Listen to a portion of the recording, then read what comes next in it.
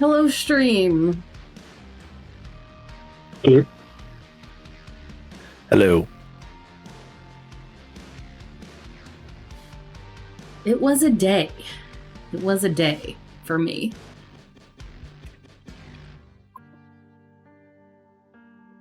How was your guys' day?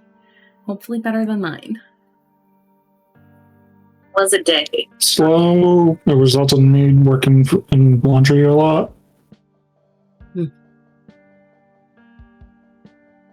And for Dangle, it was just a day that ended in Y. Pretty much.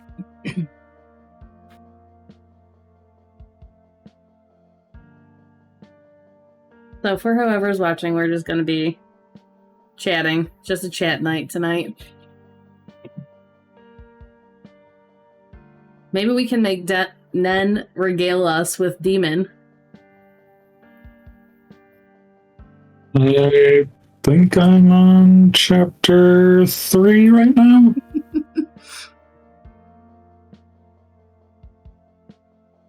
You're a lot further than I am.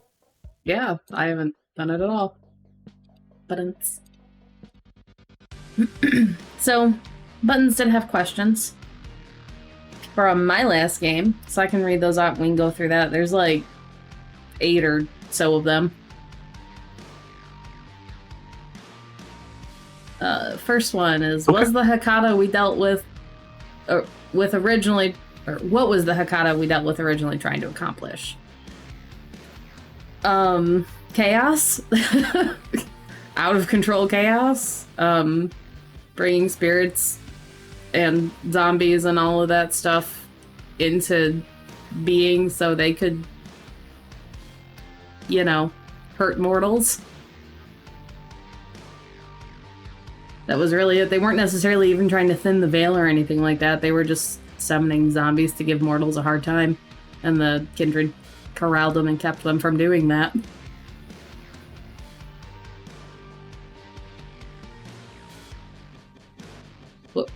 Next one was, what would you have seen if you guys went into the museum? I kind of covered that. I think she left after that question was asked. Yeah, she posted these after she listened to it. Yes, Kraken, it's just 3 of us. If you have questions about any games, tonight's the night to ask them. Anyway, I think I slightly covered what would have happened had you gone into the museum. It was just... It would have been not super great. I don't want to reveal it just in case things like that come up again. It's not great. I'll leave it with saying it's hungry for knowledge and slightly not quite sentient, but not sentient.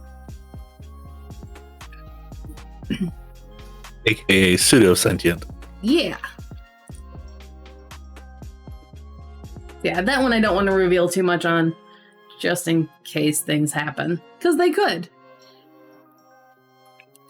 I slightly also touched on the next one is, what would you guys have seen had you gone by the casino? And, without revealing too much, it ties into the thing that we saw in our Hunter game. Or one of the 13 things that we saw in our Hunter's game. Just like the museum did.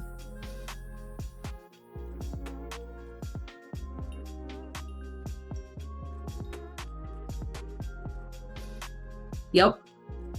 Again, don't want to reveal too much, just in case. But yeah, it definitely ties in with that one Hunter's game.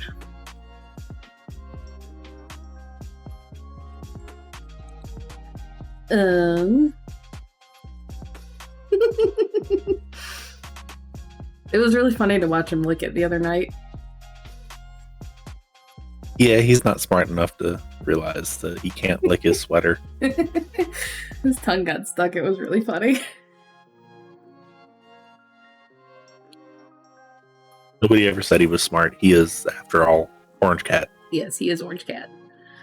Anyway, next one is, realistically, how big of a problem is it going to be that Chevy and Life just waltzed into an apartment building with Life looking the way he did before the feeding? Guess we'll see! It's a bad neighborhood. It is a bad neighborhood, so probably less trouble than you think. Yeah. Especially with the big old rifle that Chevy had slung over his shoulder. Yep. You know, he was just strung out on some bath salts. Sure. Look, that's the explanation the couple of people saw we're going with. Because people absolutely saw. There was no attempt at subtlety there. No. Chevy can, but he's like, this is one of those few times where it's not going to help, regardless. That's fair. Is there anything you guys wanted to add or question before we move on to the next set?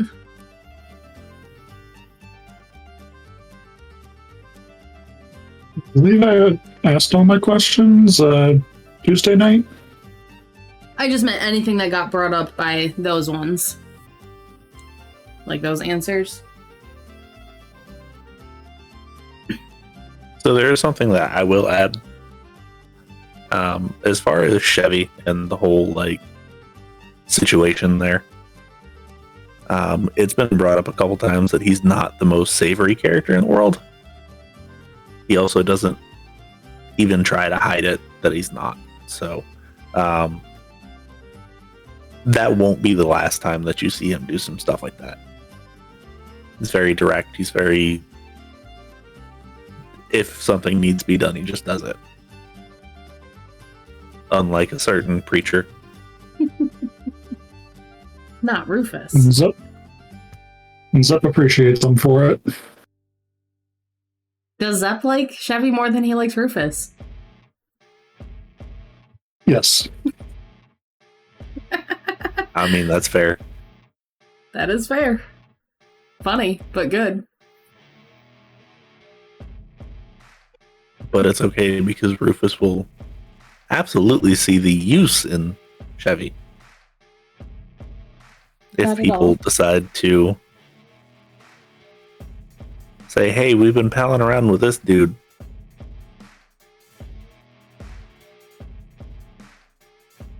I believe it got brought up to him in a text message at some point. I believe so. Obviously, there will have to be an actual like meeting there between me and me. Are you gonna play that out? Is that gonna be an on-camera thing? I don't know, Faye. Is that going to be an on-camera thing? That's up to you. I skipped out on Tori's and Katarzyna's confrontation. Probably not. But Chevy might be sticking around a little bit. Interesting.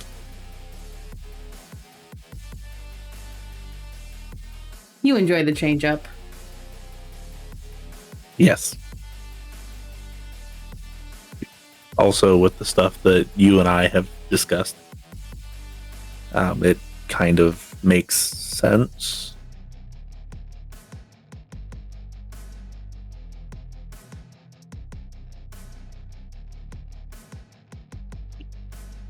Megan, you can still turn these in the comic panels. You can just ask me how the conversation went and what was said.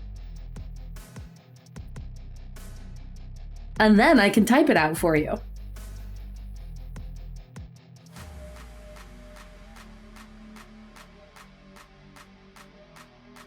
I would adore to see Kat and Tori interact in a comic.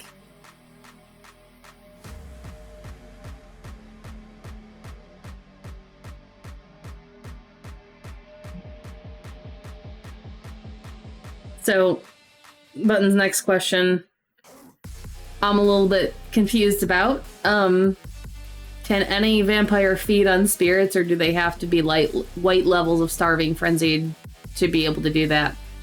It's an oblivion power called Passion Feast. I think it's like second or third. Hold on just a second.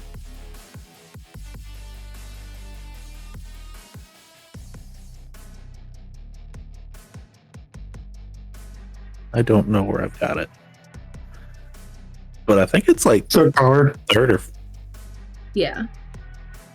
Yeah, I was about to say, I think it's like third or fourth. Yeah, the Hekata definitely had like 5 levels and everything, and several rituals. But yeah, it's a third one called Passion Feast, where they feed off the passions of a white. I'm sorry, not a white, a wraith or ghost or whatever, but it specifies wraith. And then the wraith loses their passions and becomes uncontrollable and just like feral, pretty much. And then when they're untethered like that, in the old rule set, they can pass into another thing if they're untethered for too long, which is basically what happened.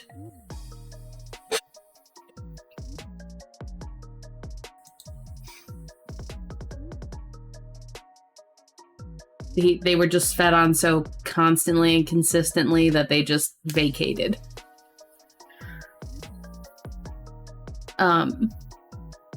Next one is, did you actually take care of the whites, or are the angry spirits going to continue to fuck the place up? You're good, for the most part. I won't be that mean to you. They didn't die in such a traumatic way that their ghosts are going to be sticking around. Plus, they kind of have to have tethers, and as white, or as rate, God, those two words are really similar right now. As whites, I don't feel like they have enough humanity left in them to create a tether. You mean zero humanity doesn't allow them to have enough humanity to create a tether? I would rule that, yes. No, come on now. Yeah, I feel like there's too much of the beast at the forefront to even begin to do that. Although, if you want a beast wraith, we could do that. That would be interesting. I think that's what's called a demon. Is it? I mean, basically.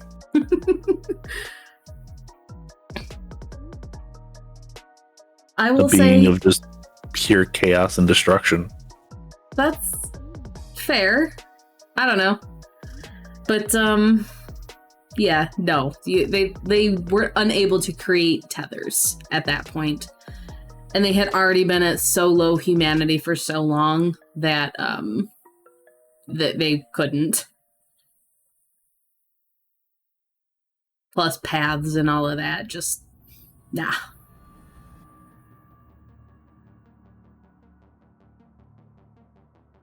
Next one was, what would the werewolf island look like from, she said Netherworld, but I'm assuming like the Shadowlands, or, well, I guess it could be the Umbra too, because I don't know what she means by the Netherworld, because there's Shadowlands and then there's Umbra, and they're kind of different but overlap.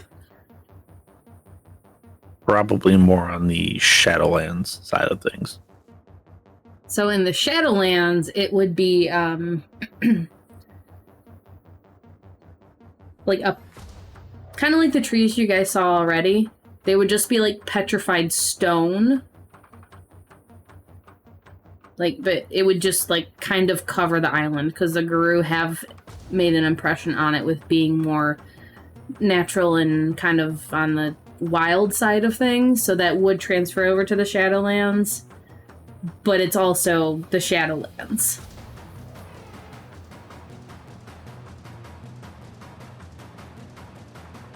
And there's not really any good descriptions of anything in the Shadowlands other than it's kind of the mirror image. I actually read a really interesting comparison to where it was very similar to the Domains of Dread from D&D.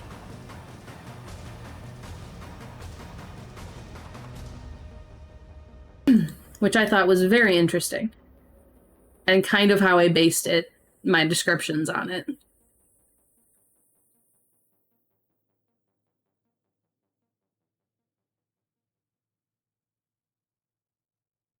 So yeah, the Belle Isle would have just been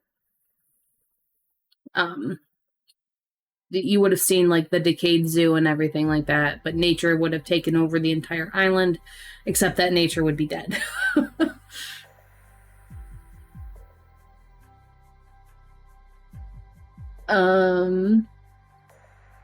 Now the next one is, I kind of wish you guys had done this, actually. If you had tried to approach any of the spirits, would you have run across any that you would have recognized? Possibly. I had dice rolls ready to go to see that. Most likely not, but I did have some ideas for some of them to actually interact with you, had you approached some of them.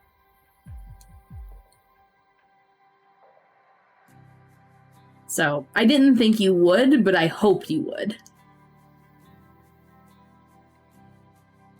And there wouldn't have been violent confrontations unless you guys turned it into that. I don't have this... Oh, maybe I do have the stuff pulled up still. Hang on. I do. Let's see. There is one...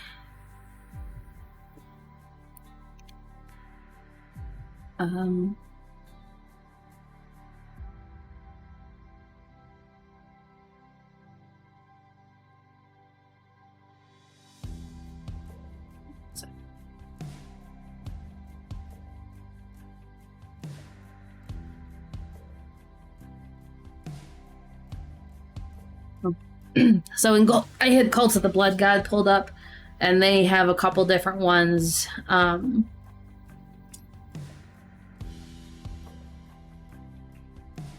there was... I thought there was one that talked about...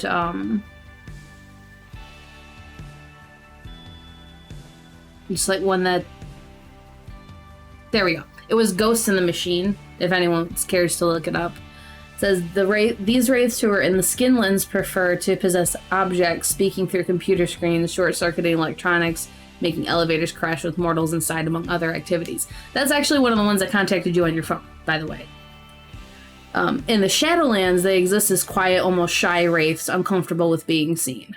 So there was a couple of them that had you approached that kind of would have been what they were on the more passive side of things. But yeah, that was one of the ones that contacted Zep through his phone.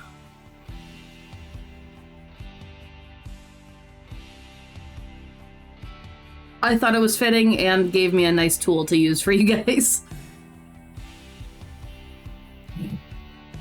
But also, you were in the Shadowlands, your phone was already screwing up, and they were trying to stay away from the white, so that's why things got jumbled.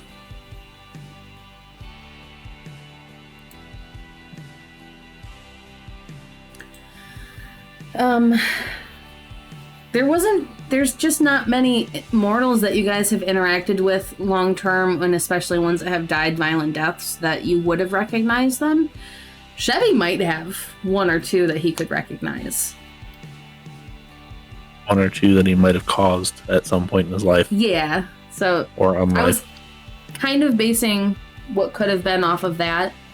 Zep had been there a while too, I think. So there was a couple that... What? He's definitely been there a few years. Yeah. So there was some that Zep could have ran into. Yuri had been there a while, but also didn't super interact with mortals in that same way. So Yuri probably wouldn't, other than maybe had you gone into the museum. Because there's definitely some in the museum. That's where Yuri would have recognized some of them. Life. No.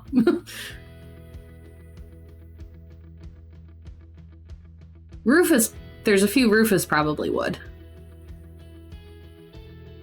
Even if he wasn't the cause of... Yeah. Yeah, probably.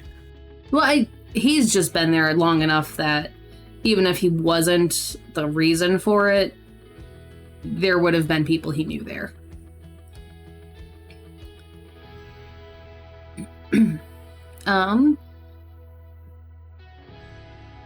Then the next one If the Tempest tore shit apart, what happens to the souls who don't die within the bounds of a city that hosts necropoli, like a dude killing over in the middle of a hike in rural Idaho or whatever? I'm not fully up to Wraith lore. I did a little bit of reading, like enough to do a short stint in it. The necropoli aren't the only areas that can host the undead or the ghosts and stuff like that. What the Tempest did was, so every necropoli was connected. Like you could go from the necropoli that is Detroit to the one that is Houston, kind of like on a short path or something like that. You could cross over into it if you took something probably similar, akin to like what the goblin roads are. But the Tempest ripped that apart. A lot of the cities got, like, don't exist anymore. The major ones kind of do. They're a little vague on what happened there. But they kind of do and they kind of don't at the same time, but it broke the connections between all of them. And especially between the continents. So just because there's no city doesn't mean there aren't wraiths or anything like that. There's just no cities. And I assume that if there is no... Because the wraiths kind of get stuck to where they're tethered. And a person dying in the middle of a rural Idaho or whatever, like on a hike, would have to have something very horrific happen to them to cause that. A natural death or even like an animal attack wouldn't be enough to do that. Unless that person was really harboring some resentments. Yeah, but something akin to like a extremely violent murder might. Yes. Or being mauled by a giant hellcat. Yeah. No. Question for you, Dangle.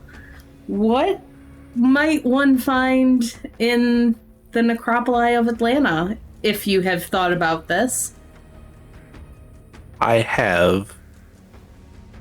And I will just preface this with, it's the South. Mm-hmm. So a lot of the ones that you will find are from the mid 1800s and before. I figured as much. So just keep that in mind if that's ever a thing that you guys go do. I do apologize beforehand, but it's just a thing. Right. Beyond that, it would probably be a lot more of the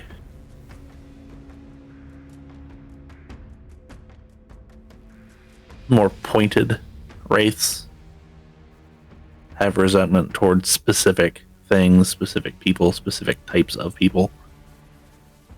So probably a lot more violent than what Detroit was portrayed as. Granted, Detroit was also devoid of a lot of them because of outside influences. Some will pop back up, so it will become dangerous again, but it was cleared out. Yeah, so like if you guys ever do happen to go into the Shadowlands, which I don't specifically see happening unless if you want it to happen,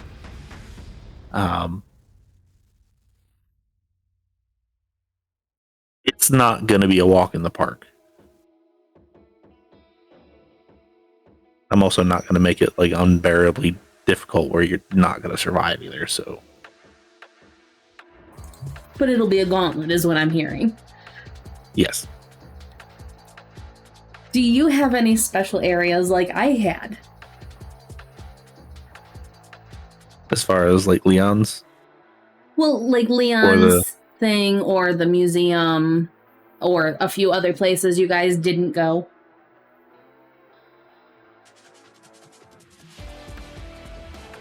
Yes.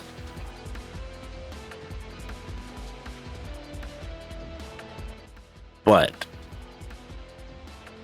until you decide that you want to dig for stuff like that, I'm not going to bring it up. That's fine. I was just curious if there was some special places like that. Yep, there's so offhand I can think of 4, and that's without even looking anything up. Mm-hmm. One I actually recently had to write a paper on for actually a college course that I did. It's pretty horrific. And then there was a couple other smaller incidents, and then there was, serial killer that harbored or stuck around a specific area of the city. So like that's entire area is going to be kind of like cats. It's going to be a little bit warped due to that. I really wish, well, perhaps not. It would have been interesting had you guys delved farther into Katarzina's domain, because you skirted the edge of it.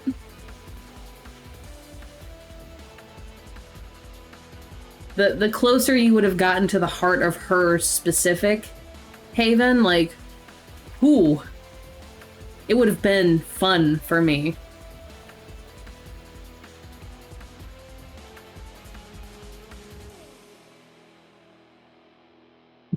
I've seen. I don't want to give away too much just in case you guys do that kind of trek again. I doubt you will, but if you do, if you want to pursue it. But it would have been very... The warped and twistedness of the earth would have continued to worsen. You saw, like... I hesitate to say what an earthquake and landslides and stuff would have done, but it's similar to that regards, except not normal. And it just would have kept getting heavier, and the buildings would have actually been collapsed into rubble, and the closer you got to the heart of it, the more just crazy it would be. You mean the more hellscape it would have ended up being? Kind of. Has nothing to do with the Koldunic implication there, I promise. Sure. But it would have culminated into a series of tunnels and things like that. If you had chosen to go into any of that.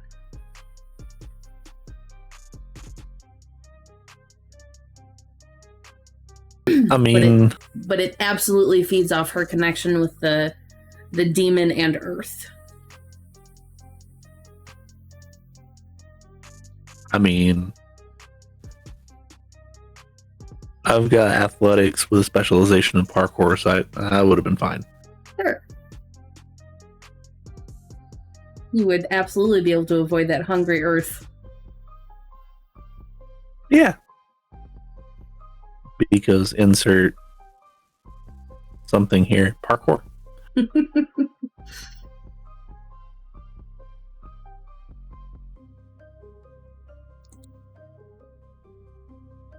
So any other things you guys can think of for that? Since I'm fielding questions on Detroit or anything related to my games or upcoming stuff or things that are being worked on.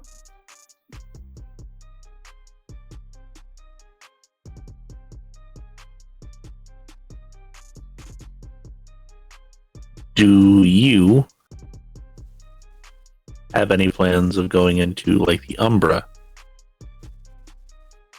I truly don't know enough about it. I haven't really been able to have the mental time to delve into the werewolf book and figure out what exactly the Umbra is, what it looks like, how it acts, and things like that. Plans? Not yet. However, if you guys start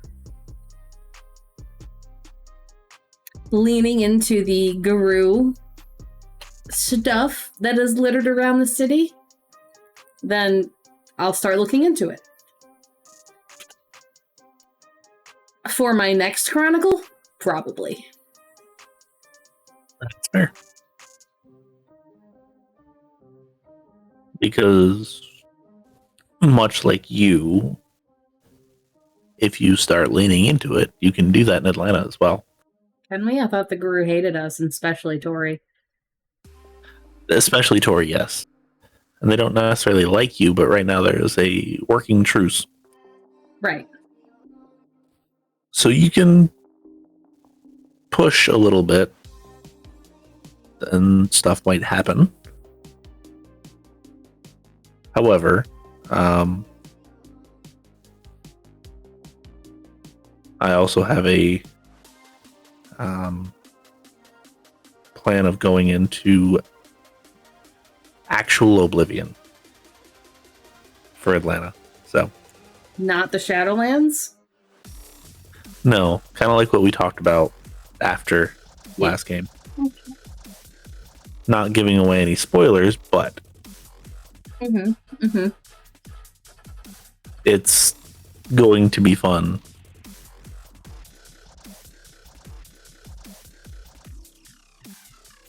Yeah.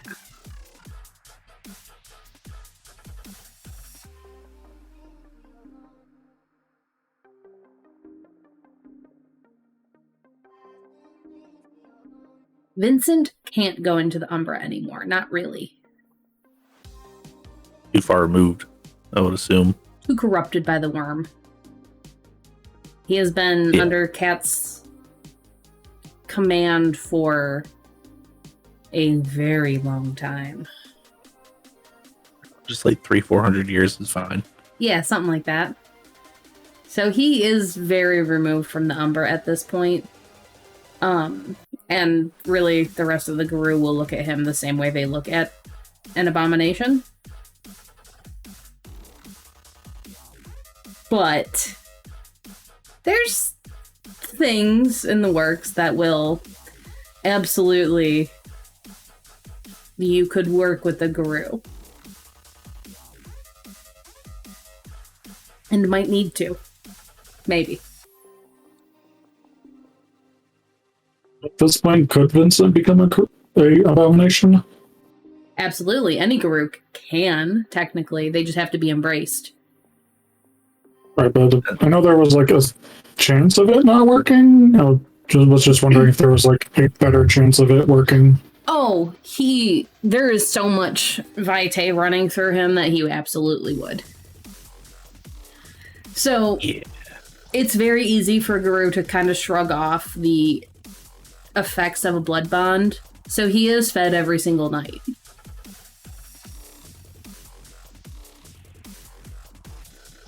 Yeah.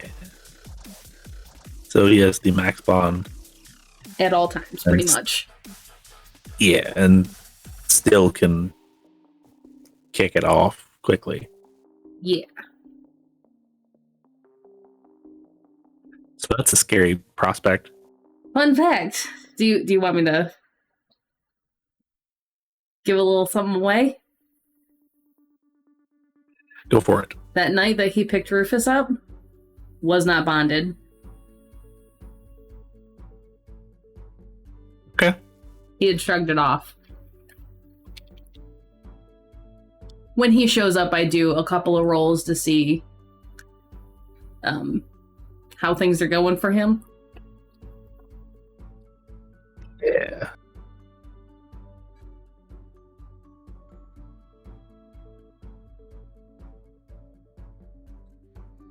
I do not have any bonded Guru in my city.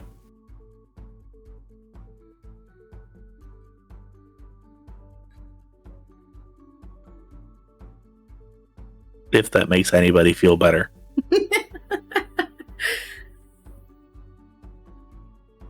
I will say Cat will never embrace him.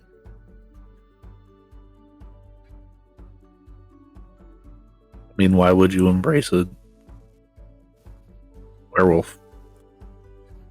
Realistically, at this point. Even as desperate as she might ever get, she will not. Sneak peek into her, he's a touchstone.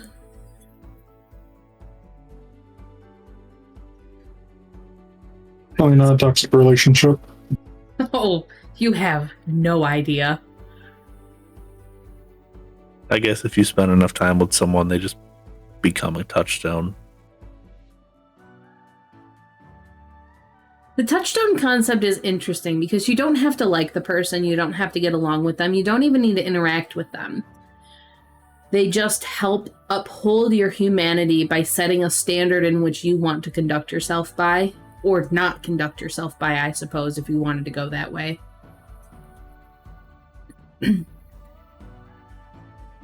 Coughs and Gregor. Yeah. Because there's definitely nothing there that would ever follow that kind of idea. Oh, you know for a fact that when Tori was bonded, he absolutely was one of hers. Yeah. Probably the entire pack was. Yeah, but I feel like Gregor specifically, it would have been him and Charles. Yeah, probably. Simone later, probably. But definitely those two in a very much hate-love thing.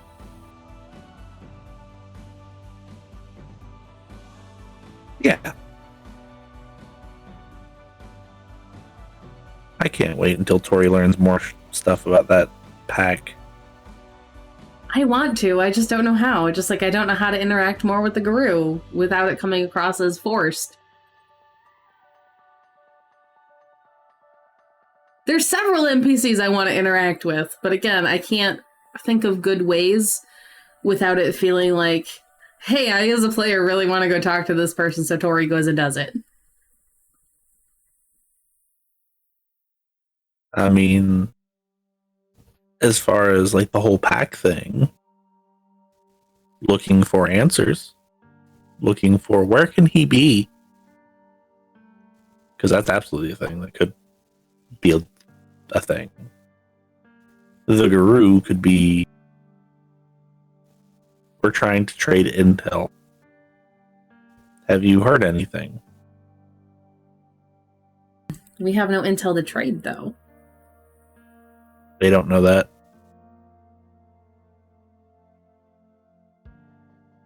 And when they ask for our side of things, no one in our group is a good liar. Well, I mean, guess Desi is now, but she has no reason to.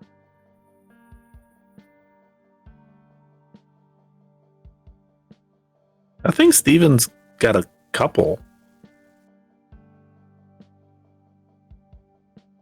Not high, but got a couple. And I think Shiloh is actually not a bad liar. He Right. just doesn't. Exactly. I think I get like 3 dice for lying. Yeah. Steven gets 2.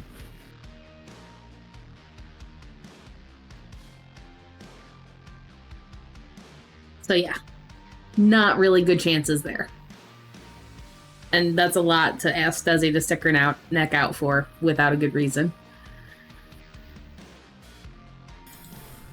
Like, I want to go and interact with all of the NPCs that we've interacted with, but aside from a superfluous check-in, I can't really figure out how at this particular moment in time.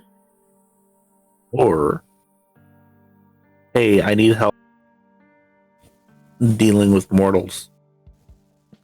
We made a mistake. We will owe you a favor. To the Guru? Yeah. I guess that would be less... Tori would see it as less damning than going to a kindred.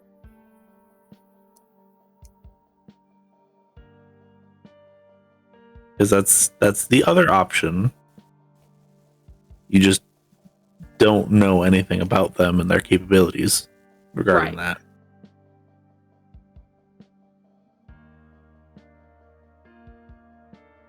Right.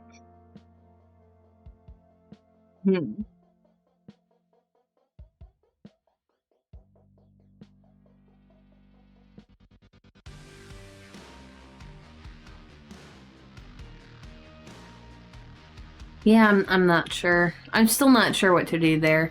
Tori would go to Cyril just because she's pretty sure he can do it, regardless of what she'll owe him.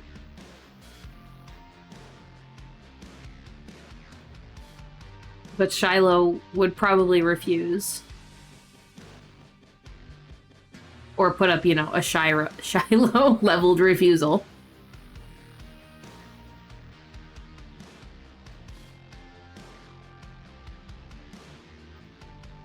But then there's Desi, but we don't know what Desi does. We don't know if she's on social media shit. Yet.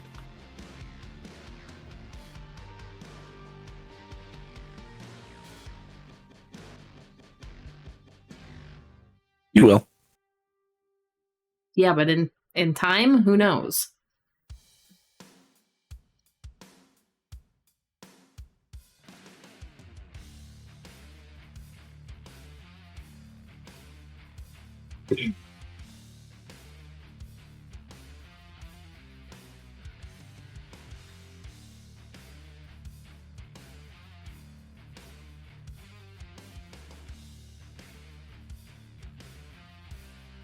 Because we've heard no hints or clues or anything about either the Baron or his child.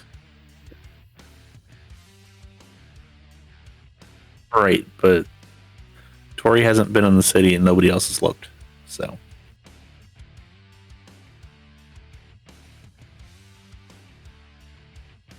at the time that Tori has been in the city,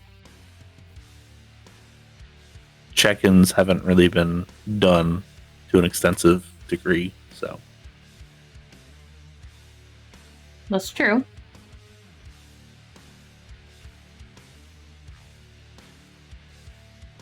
And that she actually does have reason to go talk to Cyril about.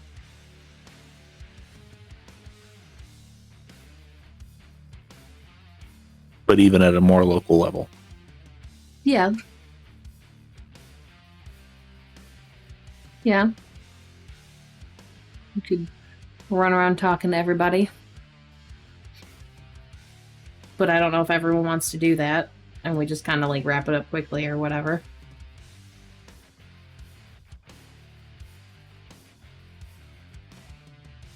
Give them around, help talk to people. I more so meant as a player thing.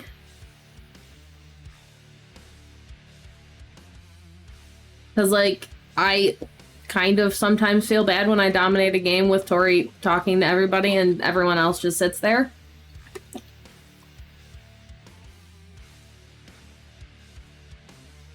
Get exposition from it.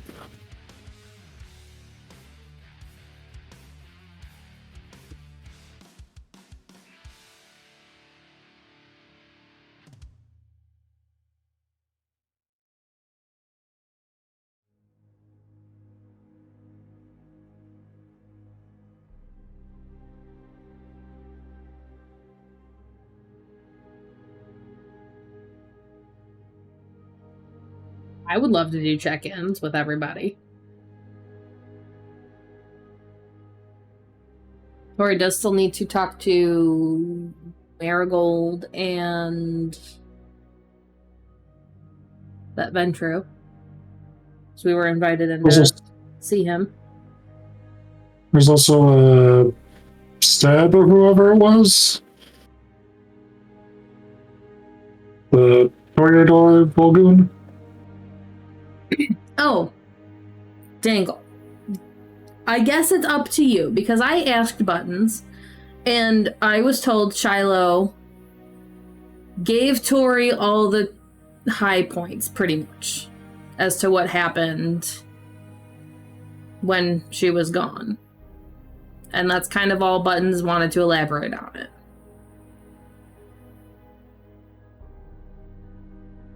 Shiloh didn't know about Cutter.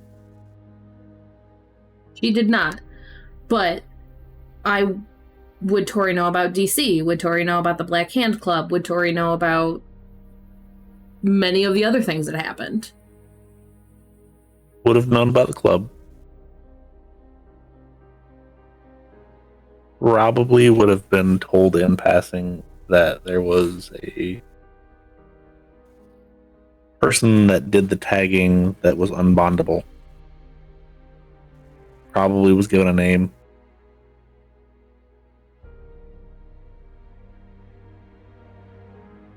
I do believe she was told about DC. I can't remember exactly, though, what she was told. Well, Chilo did know about the Toreador with vicissitude because they left a giant hole in someone. She didn't know that Steven and Del talked to him, though. Oh, okay. Yeah. Knows that they exist, does not know anything else. Gotcha.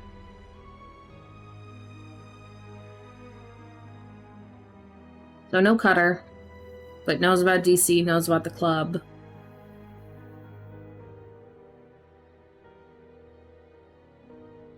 Probably knows about when the whole police thing, like the police officer being embraced, happened and all of that. Yep. Would know about that. Would know about the Valdery that happened.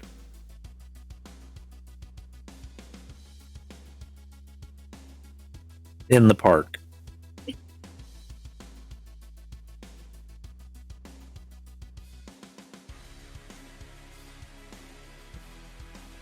Would Tori know about that? I'm blanking on the Sabat word, but Saoirse. Or would Tori know of Saoirse? I believe Saoirse is a full-on bishop at this point, if not archbishop. Mm-hmm. So realistically, probably not. Because I feel like there was a big restructuring after the whole, actual Inquisition came through and just wiped a bunch of crap out. That makes sense. So a lot of people moved up. That makes sense.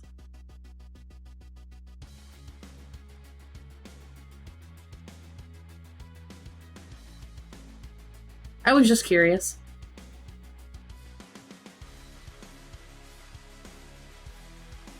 I did at least give it a half a bit of thought, I promise.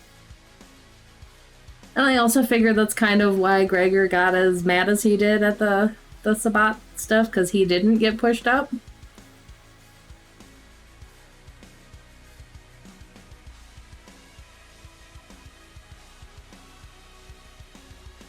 Spoiler warning, Gregor hasn't ever left the Sabat. He was playing spy.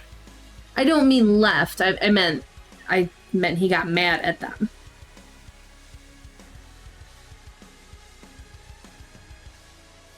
Him playing spy was his way of moving up into exactly where he wanted to go.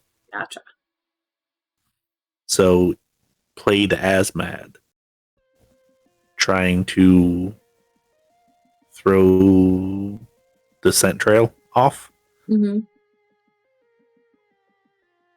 Was getting exactly what he wanted.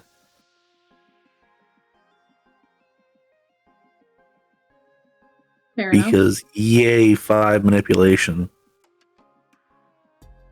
and 5 intelligence.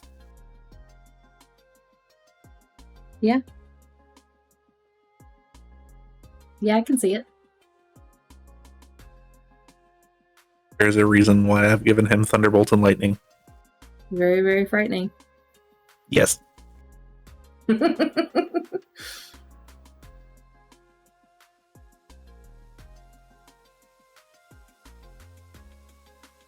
Interesting. Okay.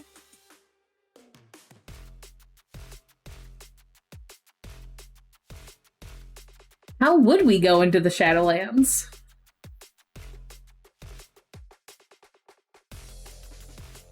Amp would have to call in some favors.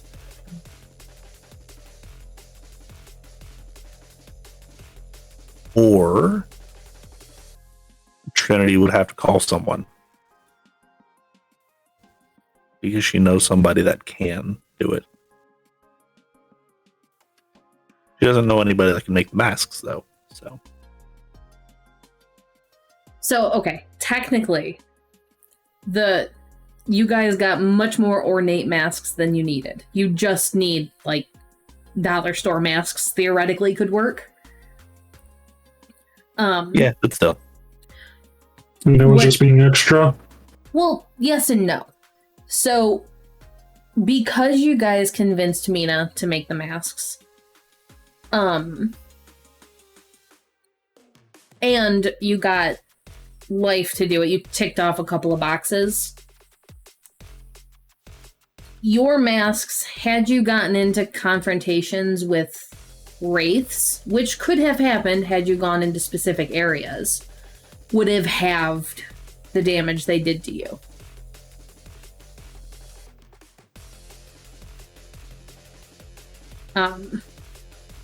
Because they hit like a truck, and their damage isn't halved for vampires, I don't think.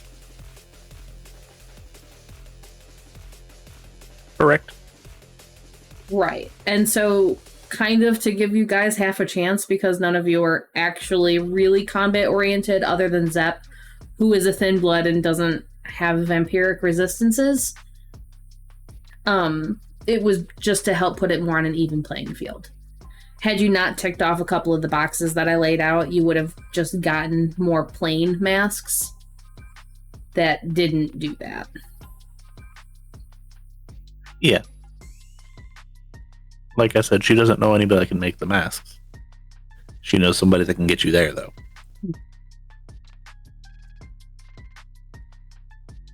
Time for a trip up to Detroit. Yeah. Amp, however, knows somebody that can make the masks. Knows somebody else that can get you there. Knows somebody else that can try to halfway protect you while you're in there. Like, Amp knows people. I mean, he also better with his family name. He also doesn't like to associate with those people. I very much doubt we will, as fun as it would be. I was just curious.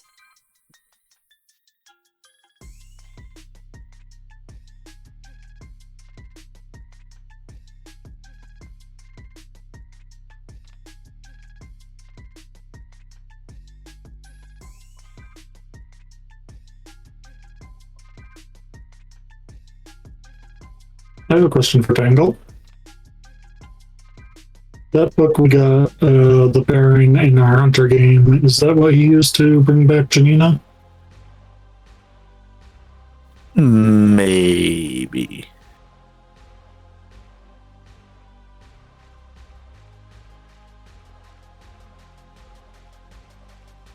At least it wasn't the Necronomicon.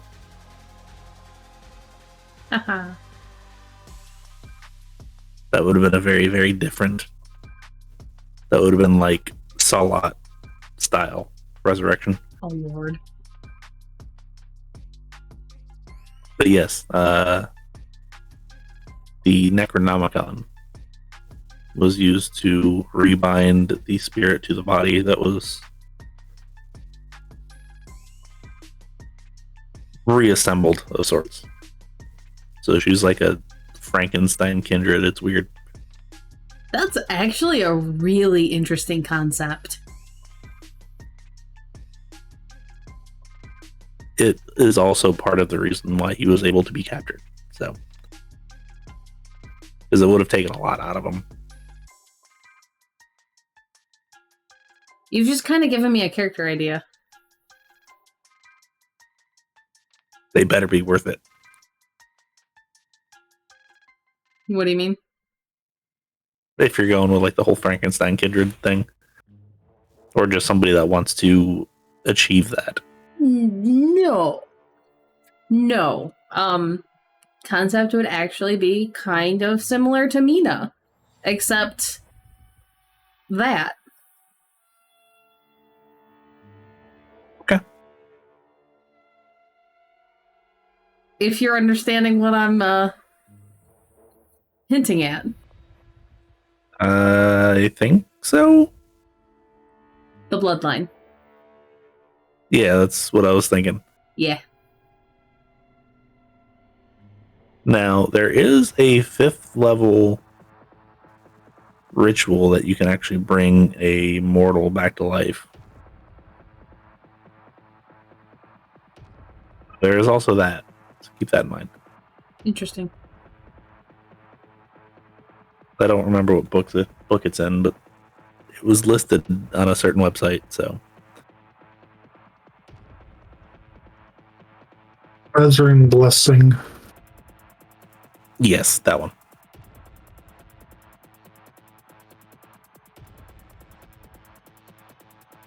I feel like that would be a Blood Gods one. You were muted, so I didn't hear what you said, but... Probably. But it's only recently dead. True. But define recently. It says fresh. So 1, 2, 3 nights. This ceremony enables a necromancer to bring a freshly dead body back to life, though not how its relatives and friends might remember it. Yeah. Exactly how resurrection probably would actually work if it was a real thing. Yes. Be terrifying. Yes.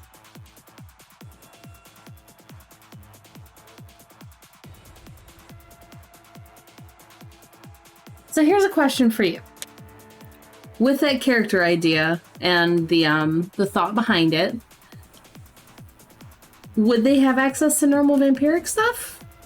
Would they level like a normal kindred? Would they be able to do that? So how I'm playing it is you're basically locked at a specific... Like, when you died, that's what you got.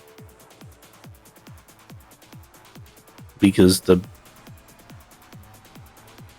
brain that's present isn't actually yours per se. So I'll it's kind explain of a weird.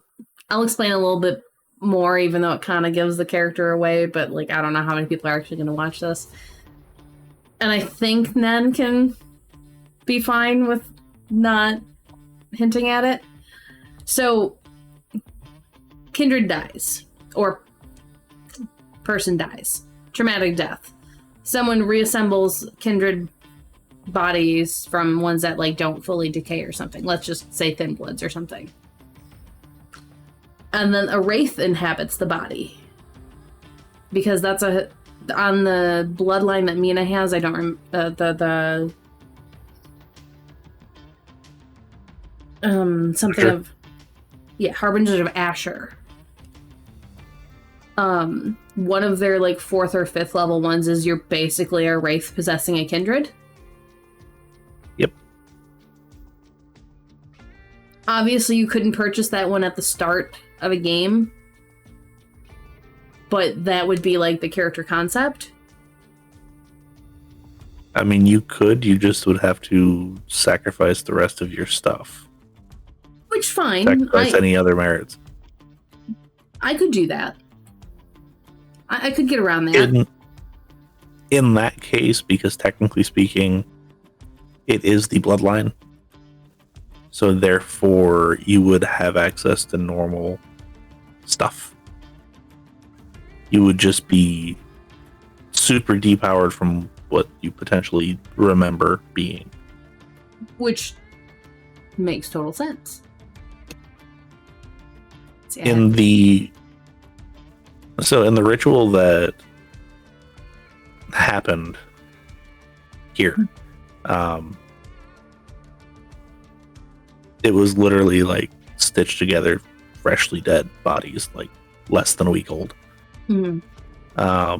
And then performs that ritual, which is oblivion stuff to make the body look like it used to, so the soul will re-enter it. but because the blood and the body is not of the original soul and the original beast, they don't get anything else. So Janina will never get stronger, even if she Diablo rises, even if she does this or that next thing. That's mainly so, like, in the off chance that you're fighting her and then she, like, actually eats one of you, it's not going to make your life even harder than it's already going to be. Okay. So it's called the Obsidian Mask. You don a polished black mask because you are more than just a vampire. You are truly half dead. You are a wraith that has inhabited a vampire's body. You may learn Oblivion ceremonies without a teacher, with half the training time, because technically it's like 1 week per level or something like that, due to your experiences in the underworld, but are vulnerable to effects that target ghosts. You suffer a 2 dice penalty to resist these effects, but gain 2 dice bonus when resisting effects that control your physical shell, such as Dominate. Like, that is such a fun and interesting concept for a character. Yes. I kind of really want to play a Hakata with that, not gonna lie. But does it only work when you wear a black mask? Like the Obsidian Mask at that point? Like, how would you go about ruling that for a character concept? So, how I would go about saying this is, if you didn't buy that initially, you would have to kind of play like the split personality type thing of the two sides trying to fight over the physical shell. And once you buy that, then the Wraith would win out, basically.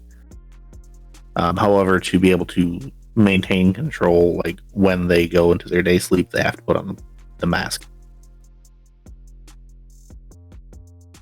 So if you spend the day sleep wearing the mask, you're fine? Yes, otherwise there'd have to be like a charisma and resolve or something. Okay, and if you're inhabiting an actually dead body that was a kindred at one point?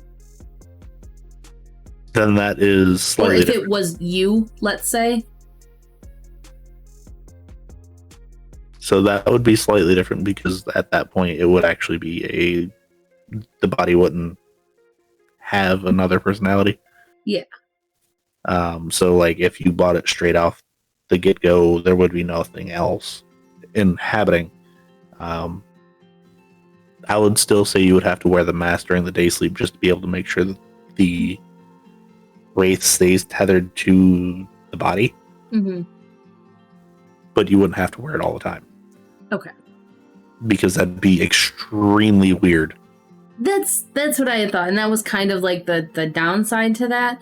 And yeah, I get that it's not necessarily different than playing a normal kindred, but like the concept behind that is fascinating, especially if my thought was if you had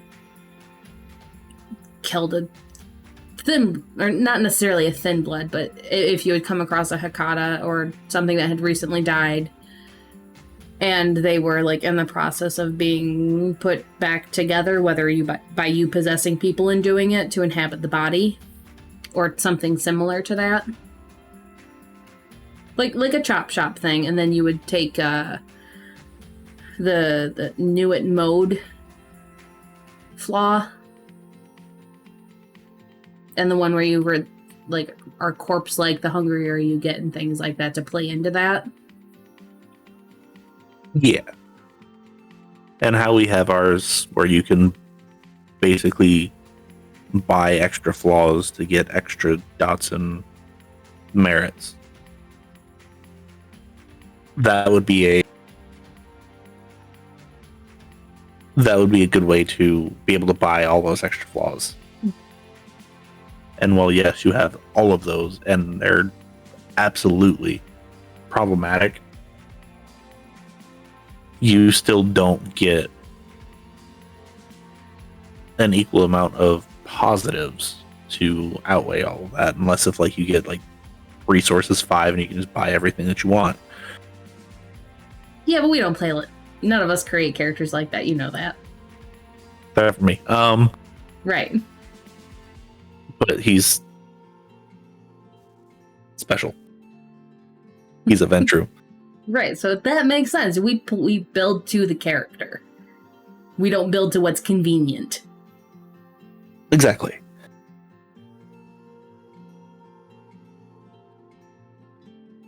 It's an interesting concept, and I would love to play it, but I don't know when. The answer to that is eventually. Yes. It was just something that came to my mind as we were talking about it. So like that's such a I love weird niche things like that, as you well know. Yeah, and that's a very specific niche. Yes. Absolutely. Concept. But I love finding that one thing and then building a character around it.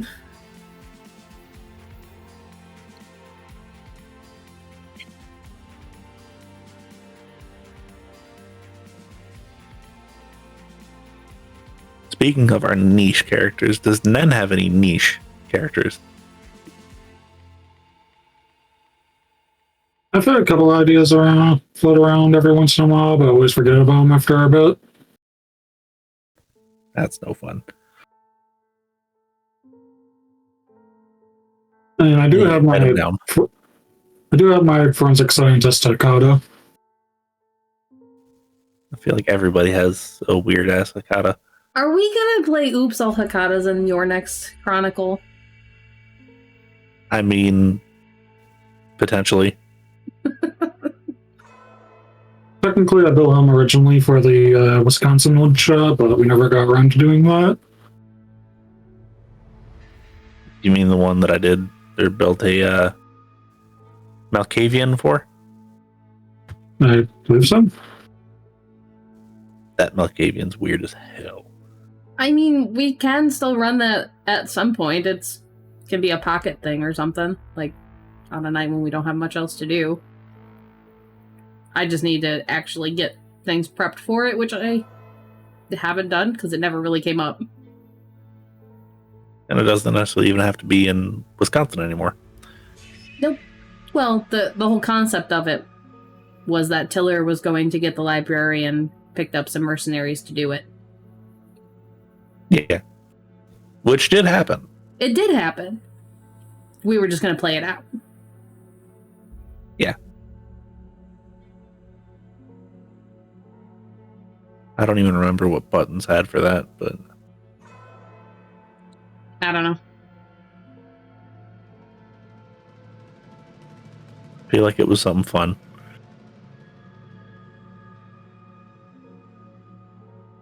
I thought that's what you built Zep for, Nan. No, that was the one shot at the Chantry. Oh, okay. Pyramid, whichever it was. I just thought for some reason that's what you initially built Zep for, but then just pulled Zep into that because we didn't use it. I could be wrong. I probably am wrong. I don't know. It's been a minute.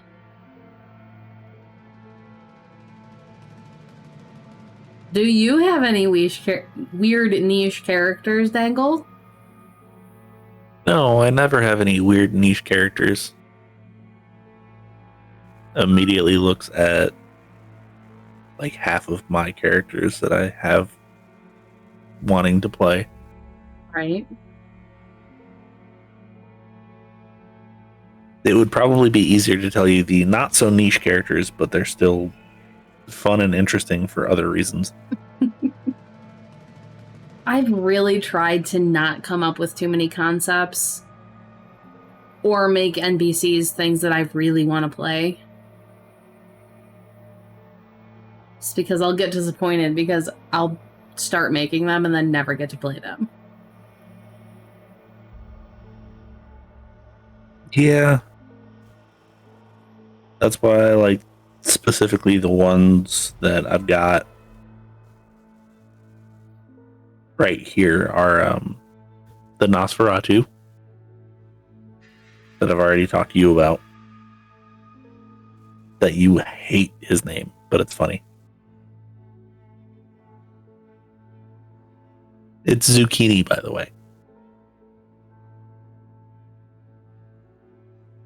But everybody just calls him Zoo.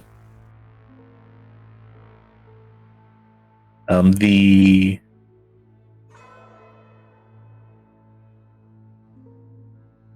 Keep naming your Nosferatu after food. They're going to get eaten eventually. Yes, and that's the point. The Malkavian that I've got is just kind of fun. It's legitimately crazy, but it's kind of fun, so.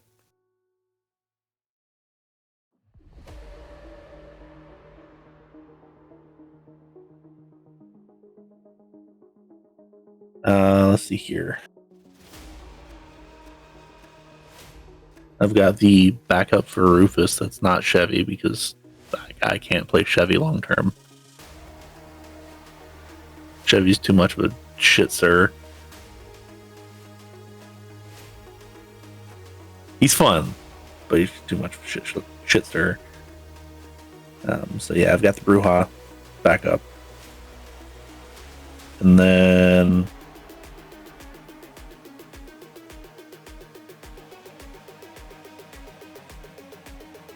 I also have a Thin Blood that I don't know when I'd ever play it, but I do have one. And I believe I've actually talked to Faye about that one as well. Yes? About the one that doesn't realize that he's actually kindred. Yes. Yeah, it's actually kind of funny. Did Fate break on your end too? I'm sorry? Did Fate break on your end too? A little bit, but Am I good now? not bad. Yeah. I opened something. You've been glitching in and out on my end, but it hasn't been showing up That's on the weird. actual feed. It's probably just my end, because I don't know if it's been doing that for you then, but like video's been going out here and there for me. Oh. Not on the stream. Not on my thing. That's really weird. Yeah. That's why I haven't said anything. Well, I would hope Kraken or one of our viewers would say something if things are going bad. The very broad. Camera broken on screen, just on my camera or screen. Yeah. The very broad overview of that particular Thin Blood is he just got out of county jail after 18 months.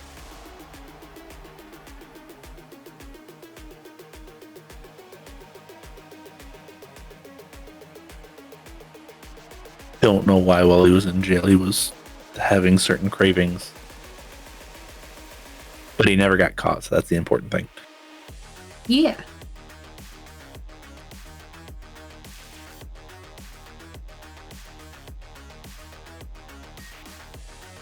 I do have several character concepts. I just haven't really detailed them out.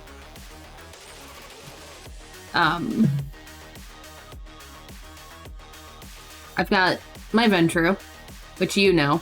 We've talked about that. She's actually my backup for Tori. Yep. A Caitiff. Not Layla's backup, but the other Caitiff. Yep. I've got the vague stirring of an idea for a Nos, which I kind of popped into general chat not too long ago. Don't worry, no Nas, just VTuber. Yeah. A Tremere. And then Anna. That Hakata that I just kind of talked about. I've actually kind of got an idea for a Lasombra.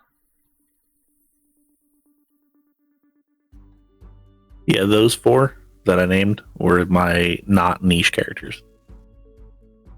Yeah, these are just all of the ones that I've started, like, the stirrings of.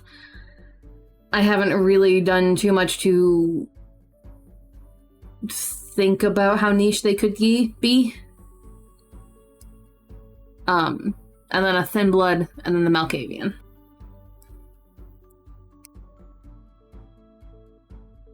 Those are the ones that I would want to play.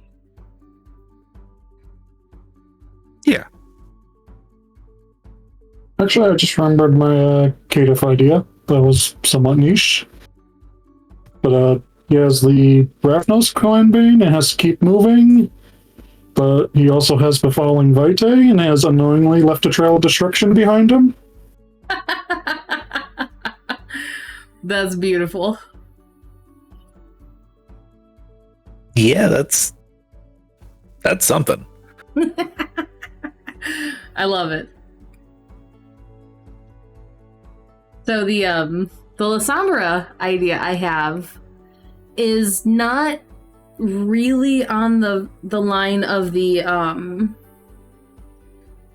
religious aspect of things, because I have not a super huge interest in delving into that kind of stuff, at least on that type of character. Maybe a little bit, like hintings of it here and there. But they would have been engaged as immortal and still a very relatively new Lasombra, and they would become obsessed with their ex-fiance and very much struggle with the emotionless that comes with being a Lasombra because of that. That's fair. That could be a lot of fun. I thought so. Especially depending on the circumstances of the embrace and all that fun stuff. Yeah, hadn't gotten that far yet, but because it's just kind of starting to come together. Because I knew I did want to play a Lasombra who didn't really have a lot of religious ties, because that's done quite a bit. Yeah. Given the clan and all that, it makes sense. I just didn't want that to be the focus of the character.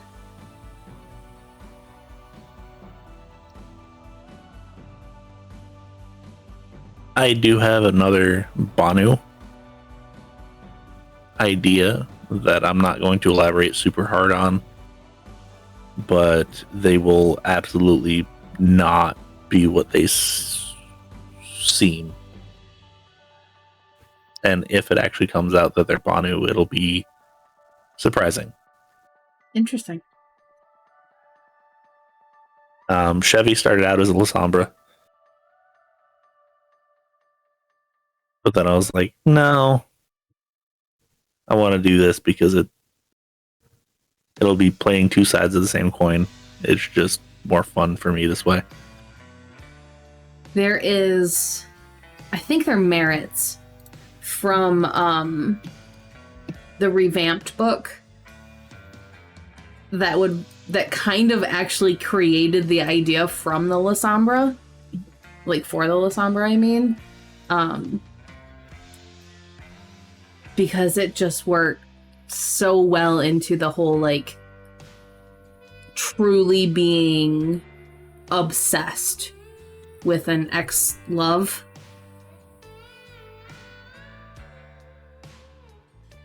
And it just kind of clicked. I'm like, yes, please. Or maybe it was I don't remember if it was a flower thing. I'll send it to you, but it was just sounded very, very fun. That's fair.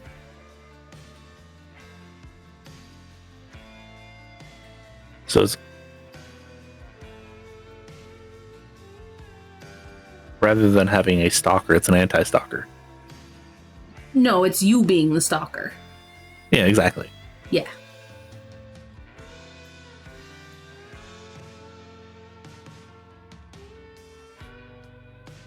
I've got to look over everybody's stuff again just to make sure I'm not missing anything as far as stuff like that's concerned. I already have your enemy. Nice. Got Shiloh's stuff. Got to look at Steven's stuff again because I don't 100% remember everything. But I think I got most everything, so we're good there.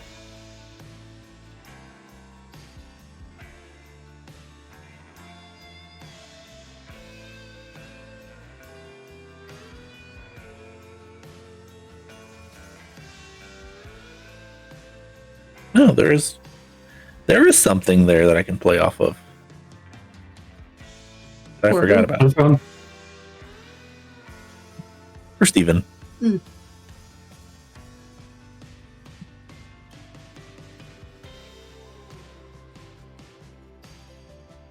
It's fine. Is it? Yeah.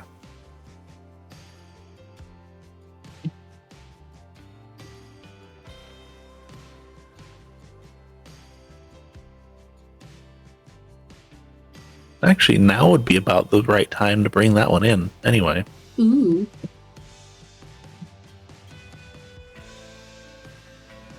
I think I already know what you're talking about. You have the enemy flaw. And it's not adversary, it's enemy. So it's mortal. Something you take from being a bagger. Yeah. Oh boy. Steven already has problems with police officers. No, not no more police shit. It just makes sense for Steven, unfortunately. It does. I know.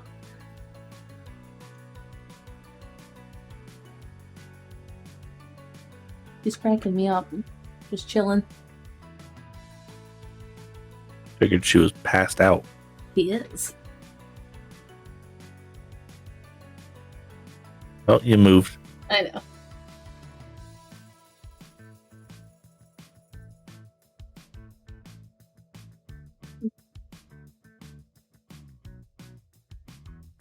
Maybe someday I'll grab Gulliver and hold him for a little bit. For those of you that don't know, that's the dog that my wife brought home not too long ago, and I said no, and then it just stayed. And now my kids are legitimately attached, and my wife is attached, and they've been attached to animals before. And so have you. So are you.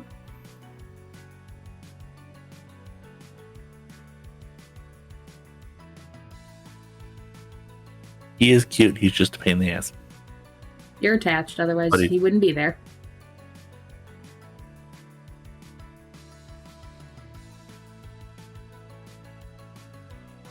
He's also 3 pounds. So he's like not even a dog.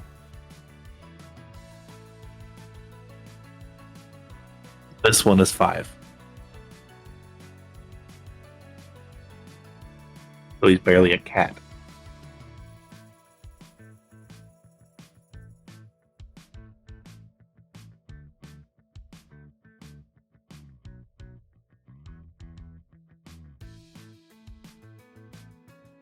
I'm torn between what to play next. I don't want to play the La Sombra because I actually want to wait for Bloodstained Love to come out to see what flaws and merits they have in there for it.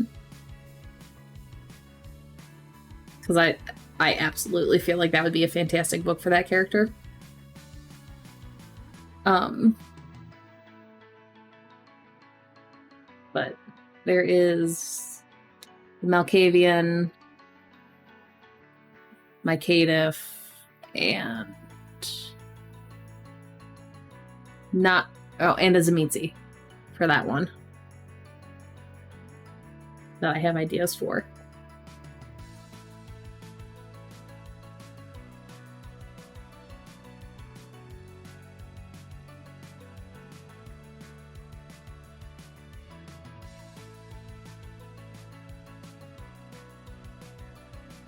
So the Tremere could be fun as well.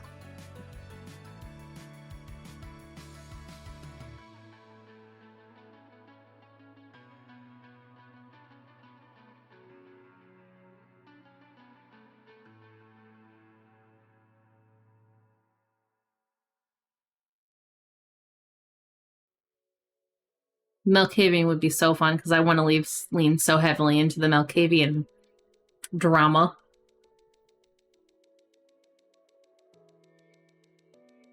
Malkavians don't have drama. What are you talking about? Please. They're the most dramatic kindred.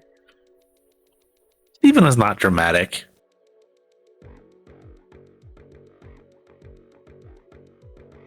To be fair, no one's really poked him that much.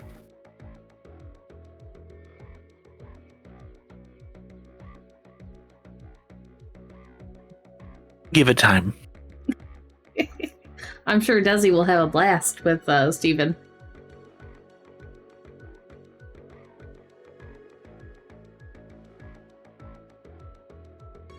This chapter is all about character growth. Remember that. It is, and I am very excited to see how that plays out.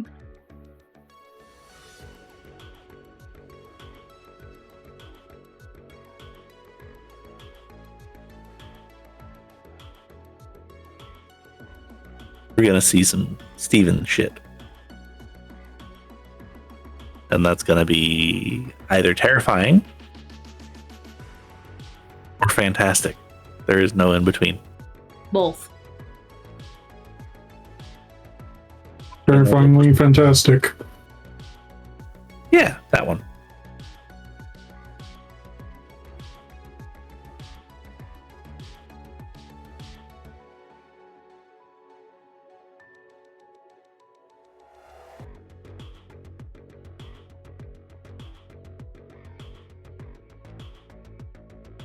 The Zamitzi idea, which I'm waffling around if I really want to do that one, just because, you know, the whole Tori and Zamitzi thing is definitely not going to be like what you would think a normal Zamitzi is like. Absolutely not.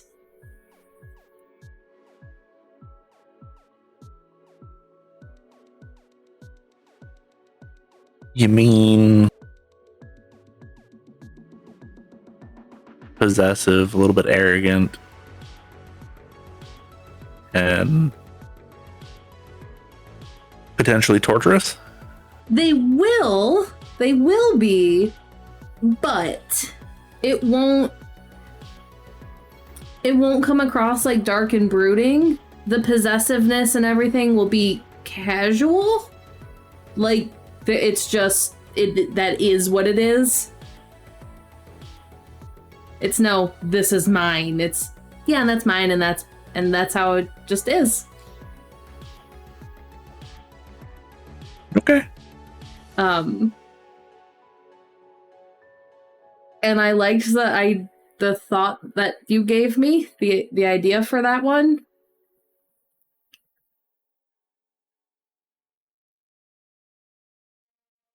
I don't know which one that is, but it's fine.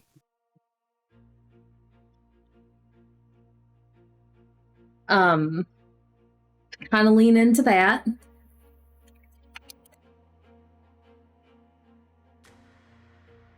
But yeah, just kind of be a little bit more on the upbeat side of things. And then kind of crazy.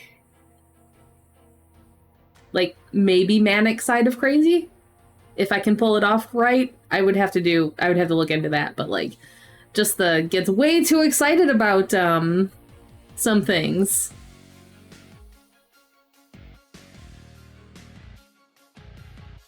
Yeah. I do have a niche Zamitzi character. Do you? Yeah.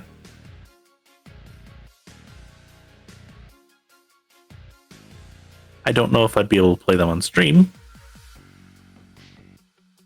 They're a bit overboard. That's also what I'm worried about with playing as a Zamitzi, because I would have a lot of fun with that. Same. They're an organivore. Mm-hmm. They're a bit extreme. Fair. Like they would absolutely throw somebody in a tub full of ice and harvest a kidney. As one should. Or lobes of a liver. Yeah. Like, think Hannibal Lecter, but doesn't kill people. just horribly maims them. So the idea behind mine is that they would be a potter, right? Because we had talked about that. Except, get way too into sculpting. Especially people later. Because, like, clay is all well and good. But the permanent flesh, now that is the best art. Yeah.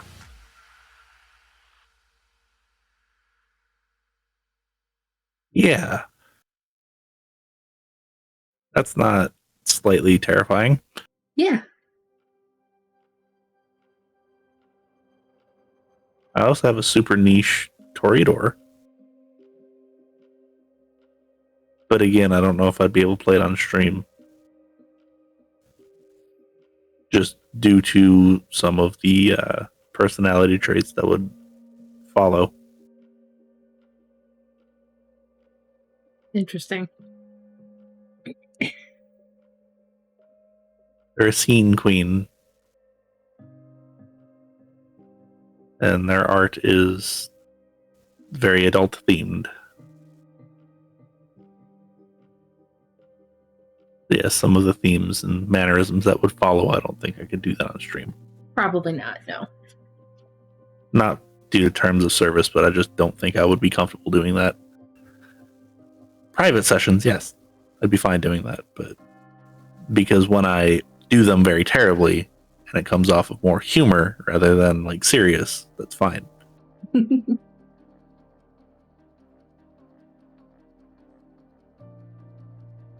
That's fair.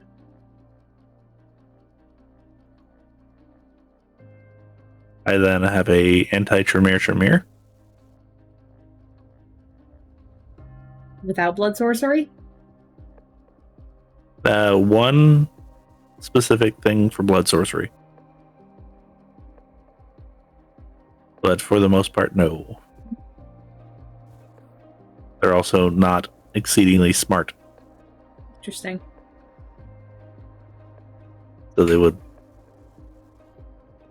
Honestly, they'd be more like Haley. Very charismatic and manipulative.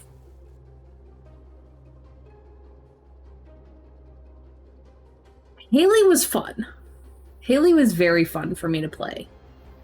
Very different than most of the characters I have played up to that point.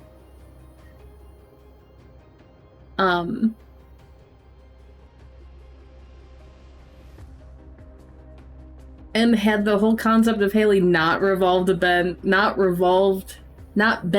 revolved around backstabbing the group, it would have been an interesting character to rarely swap off with Tori with. But. Yeah.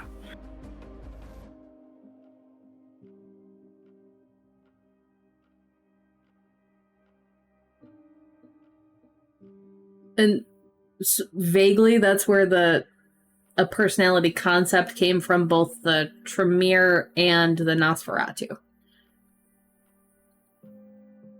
That just kind of upbeat. Yeah. Yeah. I could see that.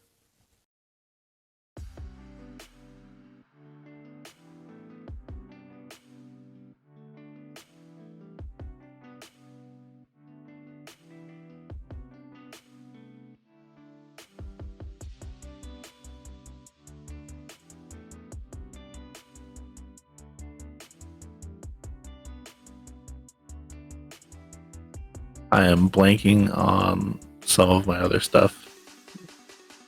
I know I have a caitiff, but it's not like anybody else's caitiff that has come across so far.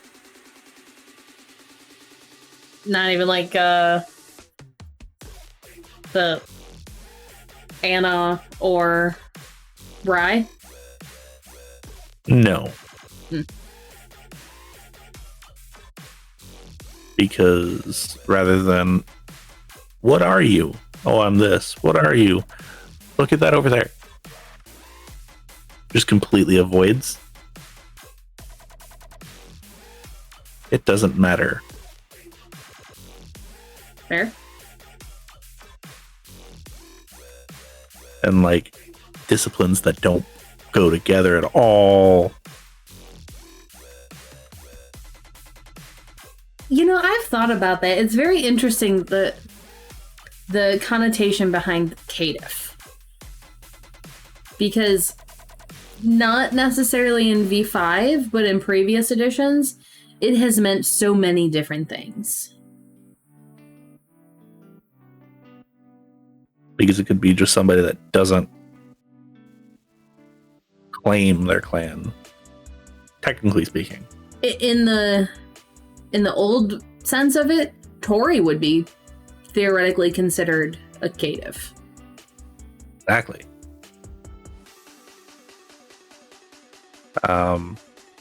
He has only claimed being a gangrel a handful of times. Exactly. And then some that have been actually excommunicated from the clan due to various other reasons could be considered caitiff. Yep. Thin Bloods are considered caitiff. Yes. So it's... I understand V5 making that a specific like clan, but I feel like the term should still stick around. That's kind of what I hinted at when you guys were trying to figure out what life was in my game. I think Yuri rolled like a 5 or something like that, and I had said, like, you know that there's many different connotations behind it, and you know that's what he's hinting at, but not to what degree. Yeah. So technically, but. Yes. This one would be the true V5 version of is not that. Oh, I assumed as much. I was just making conversation. Yeah. But I can even see, like, I've got an idea for another one that would probably be less fun to play, but would be embraced as probably like a gangrel or something, and would still try to very much play up that, but would fail miserably, and would be closer to like a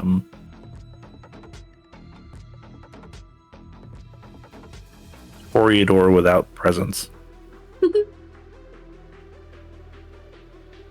That's a little funny.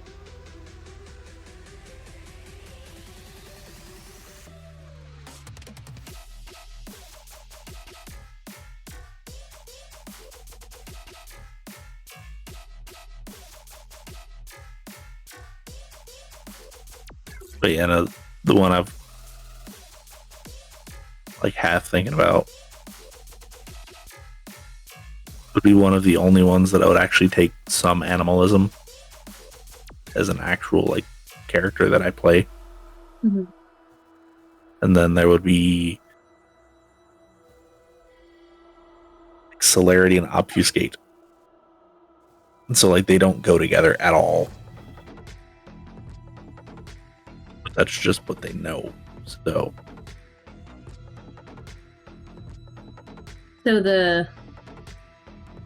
speaking of animalism, the Thin Blood that I would want to play actually probably would start delving into that, because the concept behind them is that they would want to not be kindred anymore,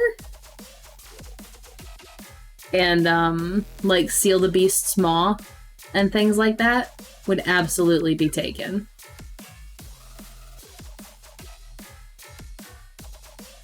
that's fair. Either that or have it be like a Banu on that path. That would probably be the only Banu I would play. A Golconda Banu. Yes.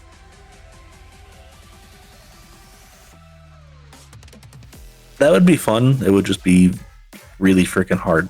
It would. But I don't really shy away from that kind of challenge. It would be a very interesting Banu to see evolve. Yes. Like, don't start it as a very old kindred and start it with a lot of, like, points leading into things like that. Like, actually work through it in the game leading up to that. Yeah. Like, even to the point of brand new embrace Banu.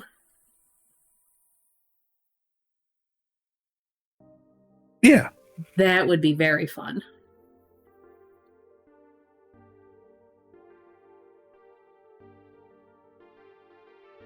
I could see it.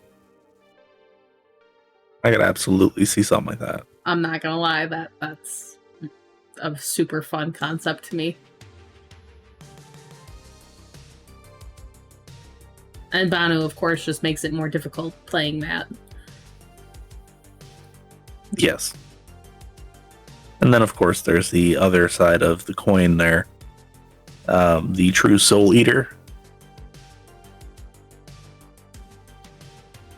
That would be very fun. However, I don't know if I would want to play it on stream. Yeah. That would be very easy to get exceedingly dark on.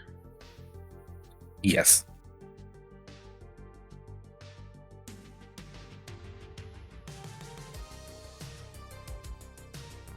Yeah. Personal game. Exactly.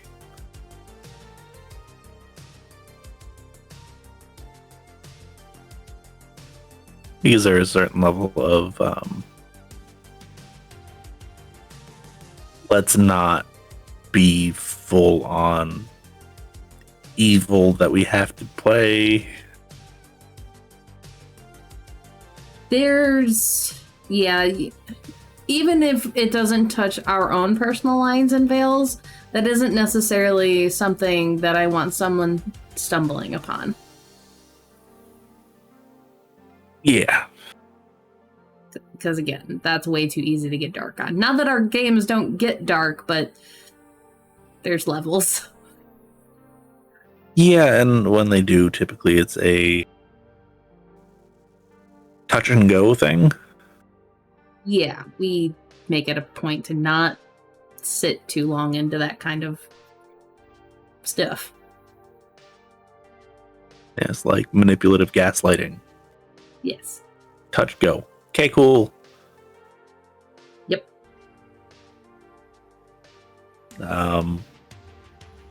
Specifically with Steven's stuff, domestic violence that happened. Okay, cool. Acknowledge it just happened. Everything will be okay.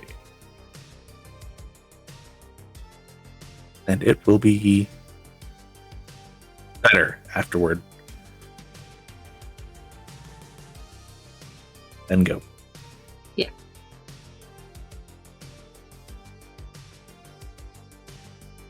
Or even, honestly, embraces or full drains. Like, okay, cool, we killed someone. Touch, go. We get a little descriptive on them, but we don't linger. That's the whole thing. They're described, we go through the emotions of it, and then it moves on. We don't linger, where it would be very easy to do that in a game that would involve your potential Toreador and a Soul Eater and other things along those lines. Yeah. It would be... You might need therapy after that one. Maybe. Depending on your own personal lines and veils. But again, with TOS and things like that, I don't know. Yeah, I'm not sure.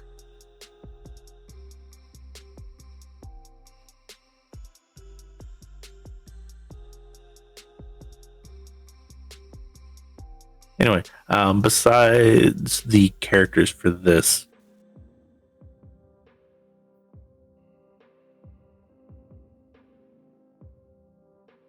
seeing as both of you have a general idea of what I'm working on, Have you kind of... I think I've given Faye enough of a idea of each one of them. It's hard for me to fully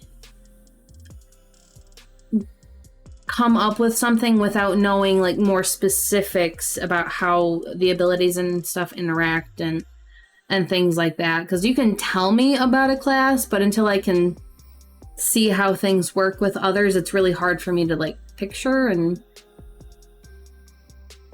come up with something like that. Fair. That's fair. We'll say it's a lot less this specifically goes with that than... Oh no, I get that part, but there's still things that play off each other better for different things. Like if I was going to play Bri, let's say, would she be better off as a summoner? Would she be better off as an inquisitor or a wizard or even dabbling in sorcerer? Like things like that. Yeah. Those exact interplays to come out with the character that I want, not 100% sure on. It will be fun once I get it completed enough to actually give to you guys to see what you come up with. I will say the concept I want to build for Bri would be very similar to what I was playing in their D&D game, but I think I would like to lean a little bit heavier into the summoning aspect of things on that, which is why summoner is even a thought. But still very much family had magic, family is steeped in magic. She didn't, and she forced it, like she learned like a wizard. Because you know the whole family background for her. May I pose a idea? Of course. Summoner Oracle. Oracle? Yes. Okay. Why Oracle? Pseudo Warlock. Okay. I can see that. But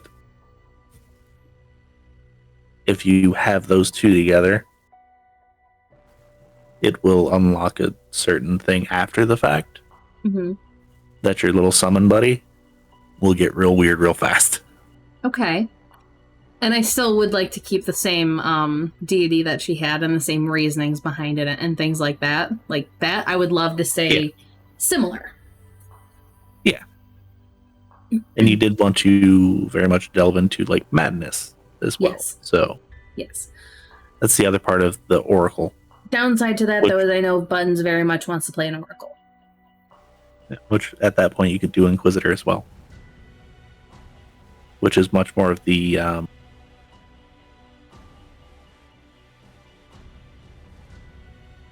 kind of exactly what it sounds like.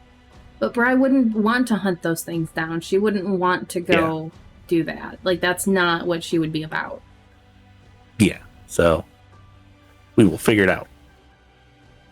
Yes. Even if it turns out summoner, sorcerer, or something of that nature. I would like to stay away from sorcerer because I liked the concept of the family being very high magic, and she wasn't. Alchemist. Yes, but again, the original concept of her was her being so knowledge hungry that she delved into so much stuff she should not have. Yeah. We'll figure it out. Well, yeah, you had just talked about, well, like wanting concepts and stuff. Like that would be what it is. Like she just delves into so much, which is why I thought wizard. But summoner, during our D&D game, she ended up summoning so much stuff, and that was fun. Yes.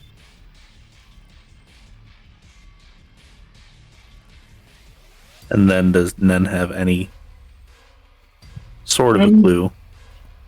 I'm thinking that I'm going to use Forrest's backup character that I had planned in case V died. just minus all the backstory stuff to explain why he leveled up with the rest of the party. I do not have that information, I don't think. It was a monk. Okay. We can make this work. And something that Faye will get a kick out of. The Bezbev thing that you made is absolutely going to carry over. Mandalorian stabbing flute. Oh, yes. Yes. It will not be called that. It will not actually be that one for one. However, battle flute will be a thing. Yes, I love it. Will there be a whole series of battle instruments? Yes. Love it. There will be a stringed axe.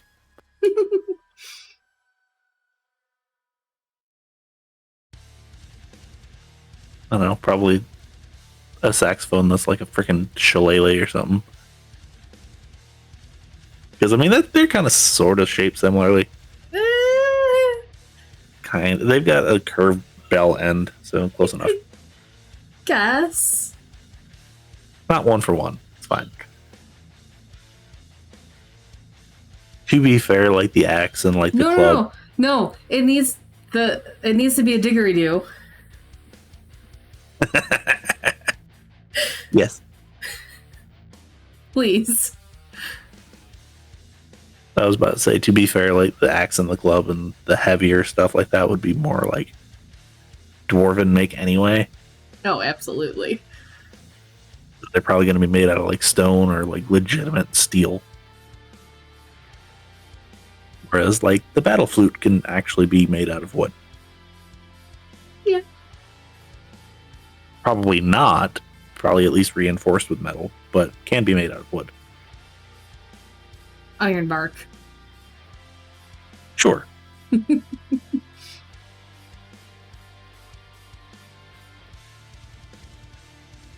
So, yeah.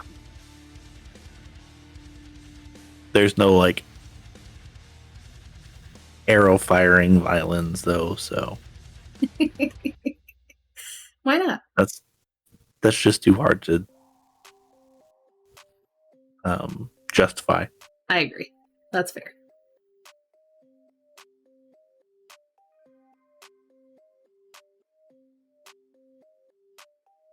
But yeah, no, there'll be a few battle weapons.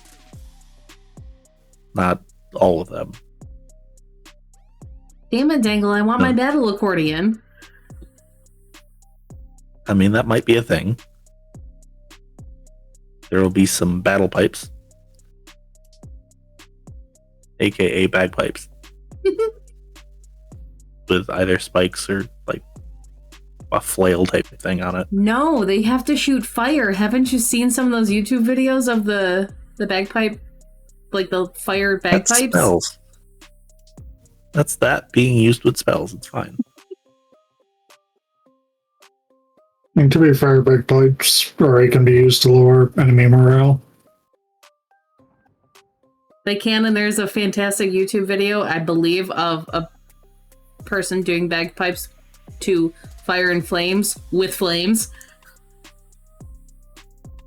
It's fantastic. Yeah. Yeah, no. Yeah, we're good. I think I saw that, but it was something else. I can't remember. There'll be a battle tambourine. Instead of the wooden ring, it's just a metal ring. It's still a tambourine. It's the exact same thing. It just goes flonk instead of pink. You know what? You should make it. I can't remember the name of them, but there's those blades. They're circle blades. They're ring blades. I think that's what they're called, actually, ring blades. Where there's just a straight thing down the center of them, but the outside complete ring is just blade. Chakrams. Yeah, it's a chakram. I thought they were different You can either throw them or you can have the blade in the center. I thought they were spiked. I mean, I didn't realize they were the ring Those blade. are just those are just ornamental at that point. But yeah, no, there's a bunch of different variations. I liked that character in what's it called? Holy shit. Soul Cal. Fair. Voldoon or something like Volden. I don't know. That was a really fun character for me. I was really good at him. Did not play enough Soul Calibur to get good. I only played one. And it was the PS3 one. I think that's the one that I had. Did not play it enough to get good. Yeah, no, I was actually really good at that one. Let's see here.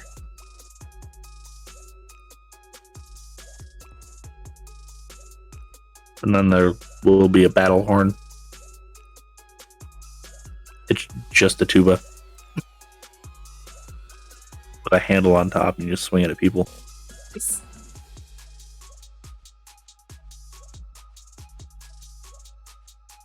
Gnome weapon, actually. I'm Not really. somehow unsurprised. I honestly wouldn't be surprised either. But yeah, no, I am working more on that, so hopefully that'll actually get put out to everyone shortly. Nice.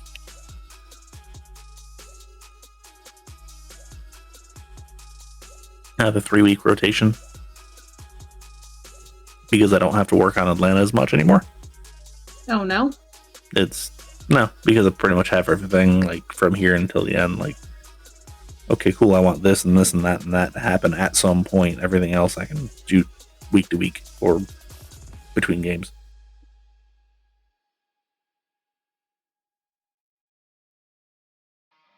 Just so it's not like hit major point, hit major point, hit major point. That's fair.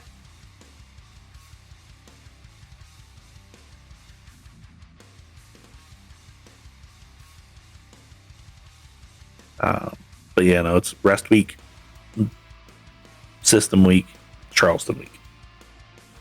In that order.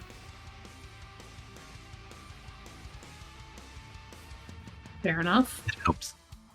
It helps.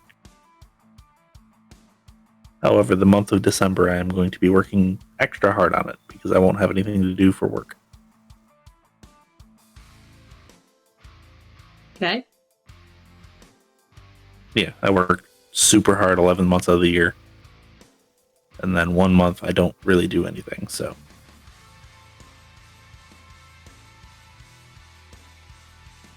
But I also don't get a day off, so.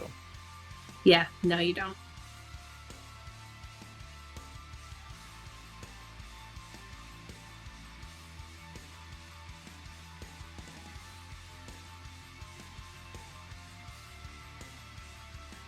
I thought he had the ring blades. I guess he didn't. He had the finger things. There was a chick who had the ring blades. I was good with her too. That's fair.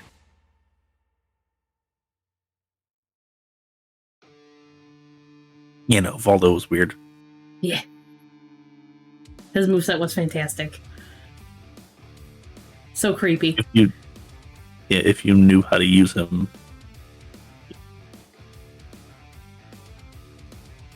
I was lucky if I could use the dude with the staff.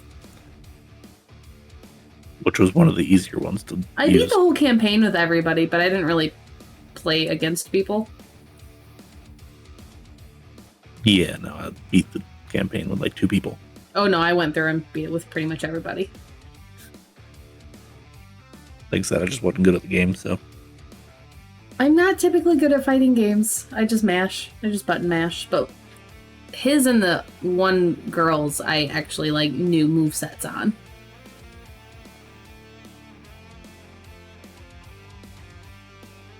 I think I just really liked them because they were really weird play styles. I could see that. Something tells me that Faye just likes weird characters. How'd you guess? I don't know. Not like I haven't seen every character that you've built for any of my games. I think you've only ever had one normal character. Yeah, it was S. Exactly.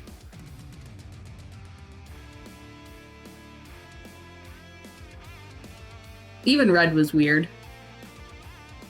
But not as weird as some of the other ones, but a little bit. No, definitely on the more tame side for me, but the build was weird. Yeah. And Nen likes weird characters too, but not in the same fashion. I think it would be a closer approximation for mine.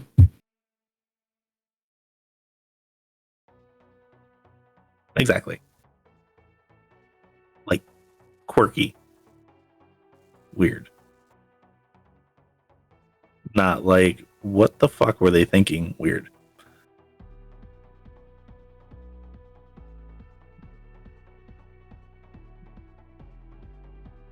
And I just like unexpected. Like mold breaker type Those are fun. stuff. That's mostly what I do too. But not for the sake of being a mold breaker. Yeah. Like I said, I just like those characters. It's not necessarily like I make them all the time because I don't. Yeah. As a matter of fact, most of mine actually aren't. Because typically when I make those, I go way too freaking far and they, yeah. That's fun though. So. But then they become disruptive and it's just not worth it.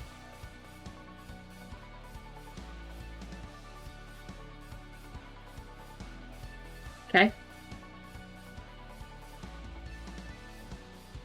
Like the last character that I played for Roosters games that I was in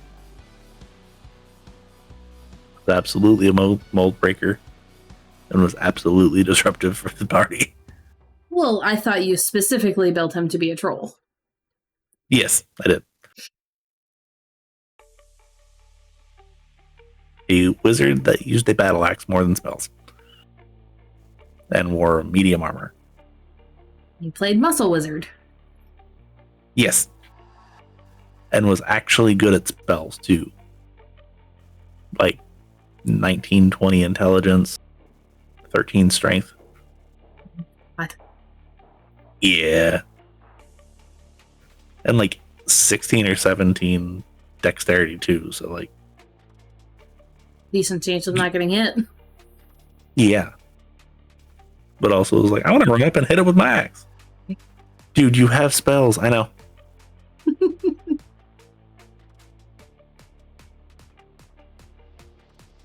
Then, oh god, I'm gonna die because I only have 20 hit points. Yeah. Thunderstep. I'm not taking anybody with me. I hit all of my allies.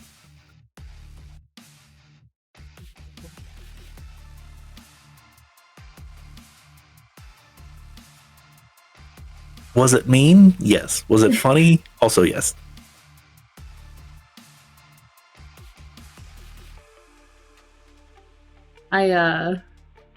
My orc that I played in one of his games where I just filled in for for someone a couple of times wasn't quite to that degree, but kind of somewhat was. So I played I made Kag, except I made her, what was she? She was an assassin rogue and the hunter that could hit multiple things at once, the ranger or whatever. But I took the one where if you hit something, you could select another thing to hit it with. So I was getting 3 attacks per round as an assassin rogue. Because I took dual wielding. And then I had like 20 dexterity or something like that. But also was the only one capable of sneaking around and did that constantly, but also when everyone got attacked or whatever, I just ambushed the shit out of everything. Like, I cleared out a room without anyone's help at one point. And it was one of Rooster's games. Yeah. That sounds about right. I was proving a point, and I think it was proven. Yeah. It's kind of like the Rooster allegory that I made for Rooster's game. Was making a point. Ranger was sharpshooter with 20 dexterity. Oh, I want it dead now? Okay, I sharpshoot it. It dies. I think he got mad Oh, at they're us. having... Oh, go ahead. Oh, they're having problems killing it? I'm just going to regularly shoot it. Oh, I missed. Oh. It was a module, but I don't know if he was playing it as it was supposed to be, and I don't even remember what module it was, because I was just filling in. But, he sent a Banshee at us, and it reduced everyone to 0 hit points, except I was a fucking orc. So I popped, or I was a half orc, so I popped back up and was actually able to sneak away. So, yep. And I got everyone back and force-fed them all potions or something like that, so they didn't actually die. But no, I actually stopped his TPK just because I was an orc. It was fantastic. Yeah. Should have used the Sobek. Or whatever that thing was. Mode. I don't know. The weird, long-faced gray thing. Oh, yeah. Like I said, I don't know if that was as it was written or something or whatever, but everyone fucking failed that save. And I managed to save the entire party. After I had just cleared out a room myself. Yeah. It was beautiful. Yeah. I think I had scale mail on too, so I was at like disadvantage with sneaks, but it was also, it didn't really matter because my bonus was so high. Expertise. Yeah. Yeah. How that usually goes. So I also just couldn't, it was very difficult for me to get hit.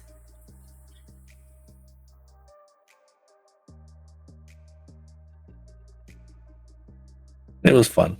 Yes. Just to mess with Rooster, it was fun. I don't often go out of my way to build very, very powerful combat builds, but I can. Yeah. And depending on who I'm playing for, I absolutely do. Faye has seen a couple of them from me. Yes.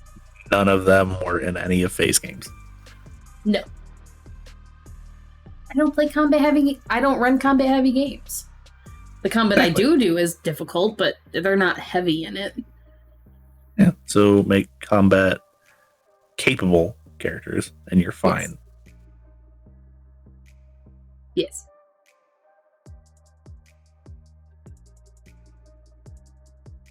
But yeah, no. The Dragonborn that I made absolutely wasn't combat heavy, was he? No? Which one? The one that we got into a fight with each other. The big fat one. The only Dragonborn I can think of that was your bard. No, not for your game. For the other game that you were in there for like 5 minutes. And then people got pissy and then you left. Oh, yeah, that one. Yeah, definitely is not a combat-oriented character there. No. Neither was my fighter.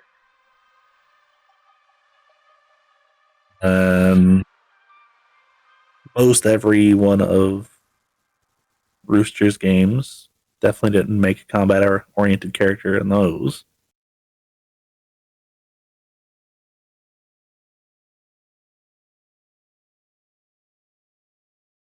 I mean, it's kind of hard to not build a combat-oriented character in D&D, to be fair.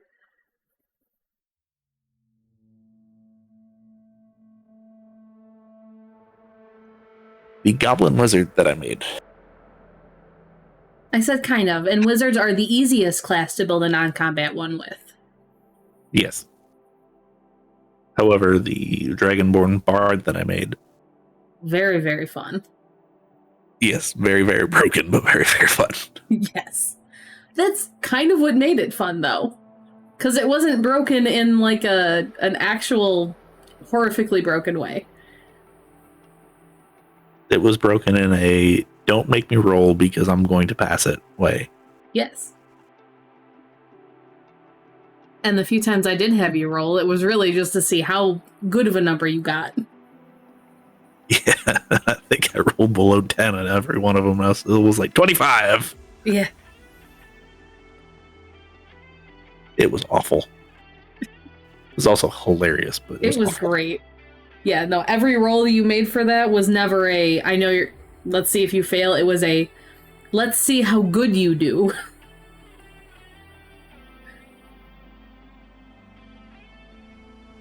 Which wasn't often that I had you do that anyway.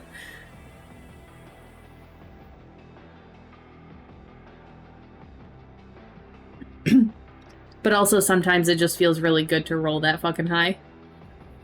Yeah.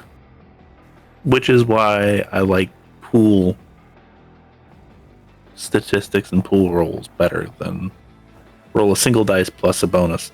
I have very much come to love the dice pool way of doing it. Yeah. Which... And I really like the pass or fail method too that VTM or that World of Darkness has now. Very much like that. As far as above this number, it's just a pass. Well, yeah, I guess that is how it works on the normal dice. I never really 100% remembered how they did it, but it's either pass, fail, crit, or massive fail. Like, I like that because I don't have to sit here and calculate shit while I'm playing. Yeah.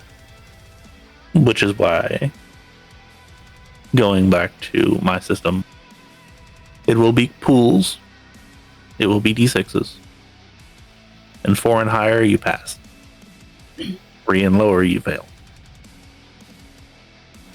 Makes it easy. Yes. You don't have to think about it. You can just play, alright, cool, 1, 2, 3, 4, 5. Okay, cool, 5.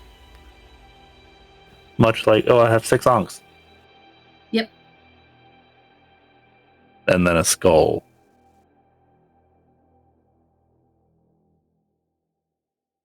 Yeah, so I'm coming very much to love the dice pool way of doing it. I didn't think I was going to like it at first.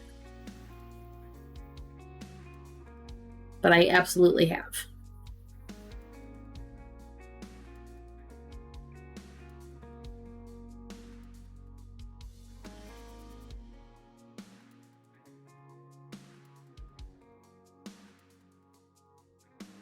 It makes for a more randomized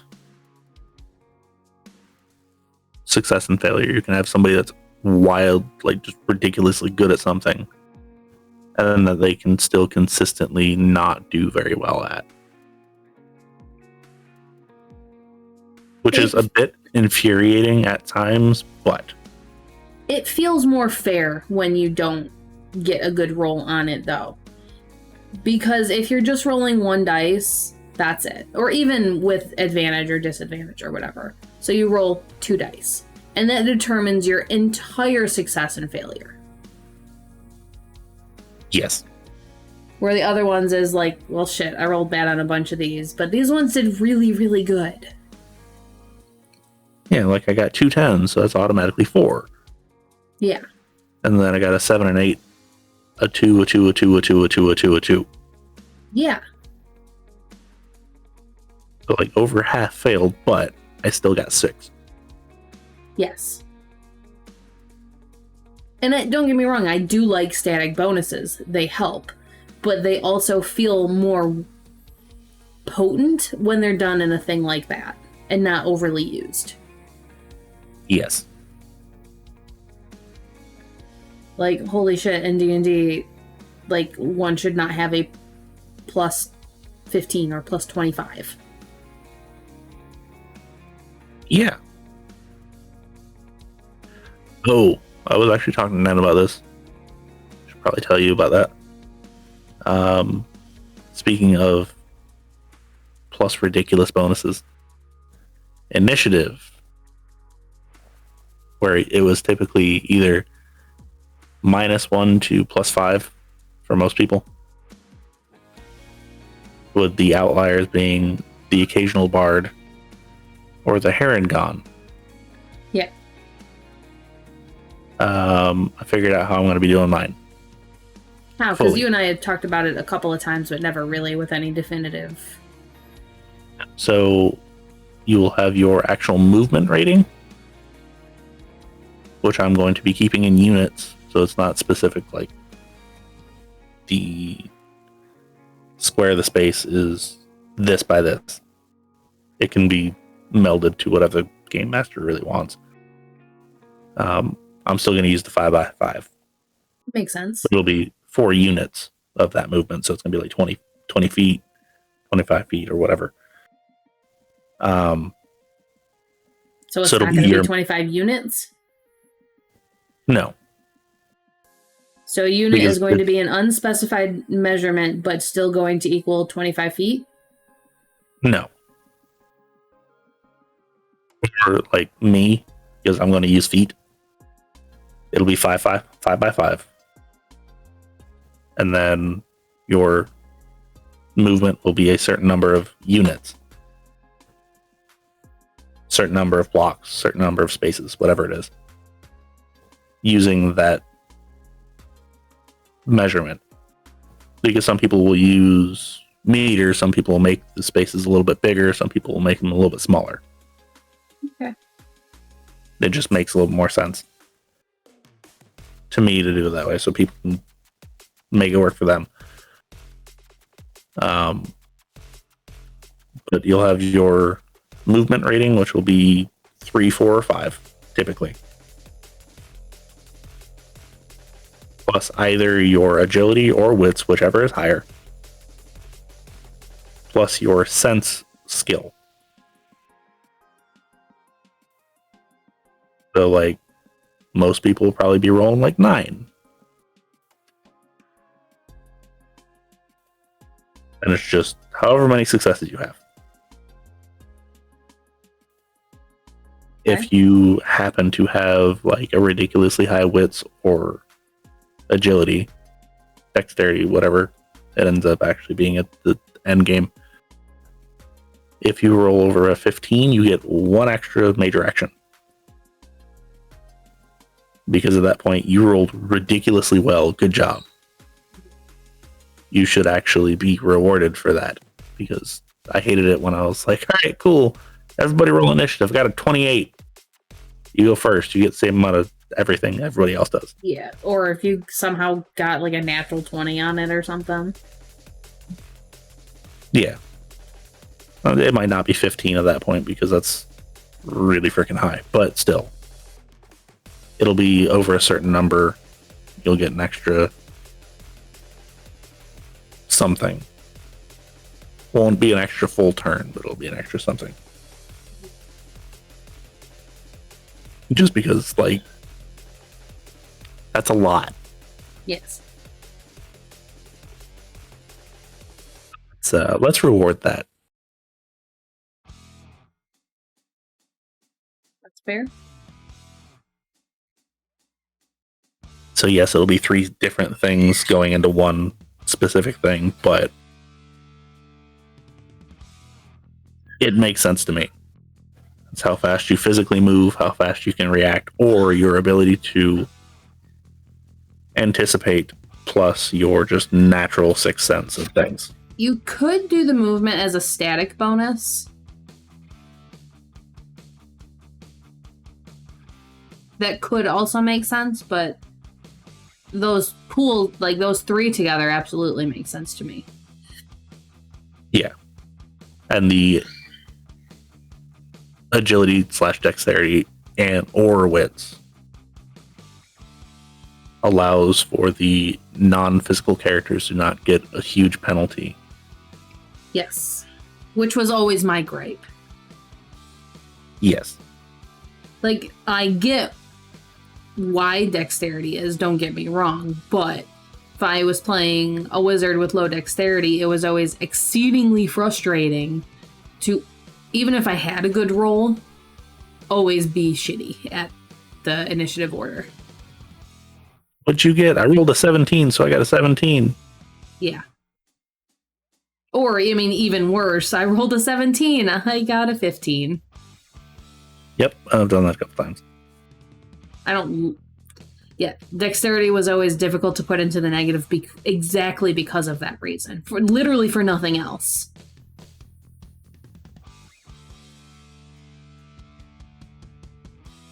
Yeah, and the movement's not going to be a major factor between anybody. Like, there'll be at max a 2 die swing. So that might...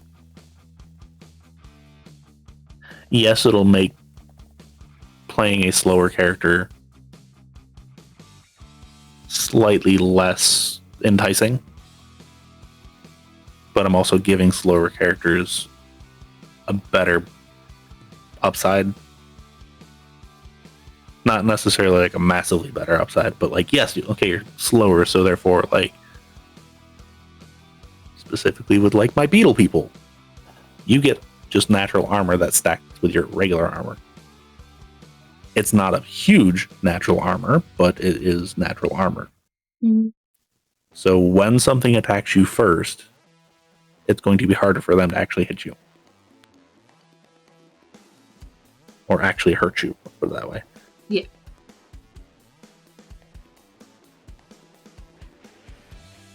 And the fast, quote unquote, characters don't have that big of a heritage upside.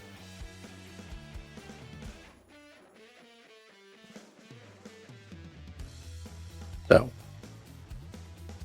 and actually have more of a downside to them. Like, specifically, orcs. Going to make them a little bit faster than most. Okay. But like most social skills, they just take a static penalty to their pool. Because there is a stigma to them, which sucks. Yes. Unfortunately, it still happens with our world today, so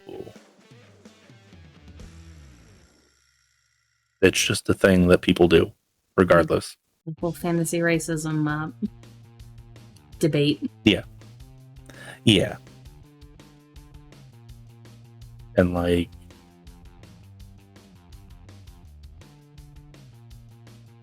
I can give a very broad overview. Hold on.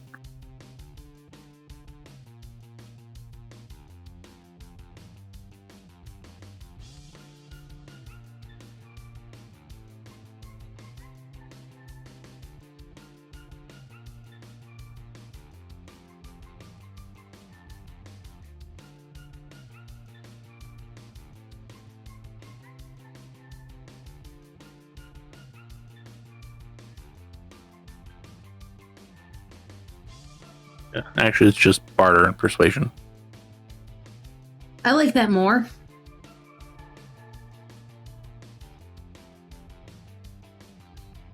I very much like that more than just a whole, like, every single social penalty.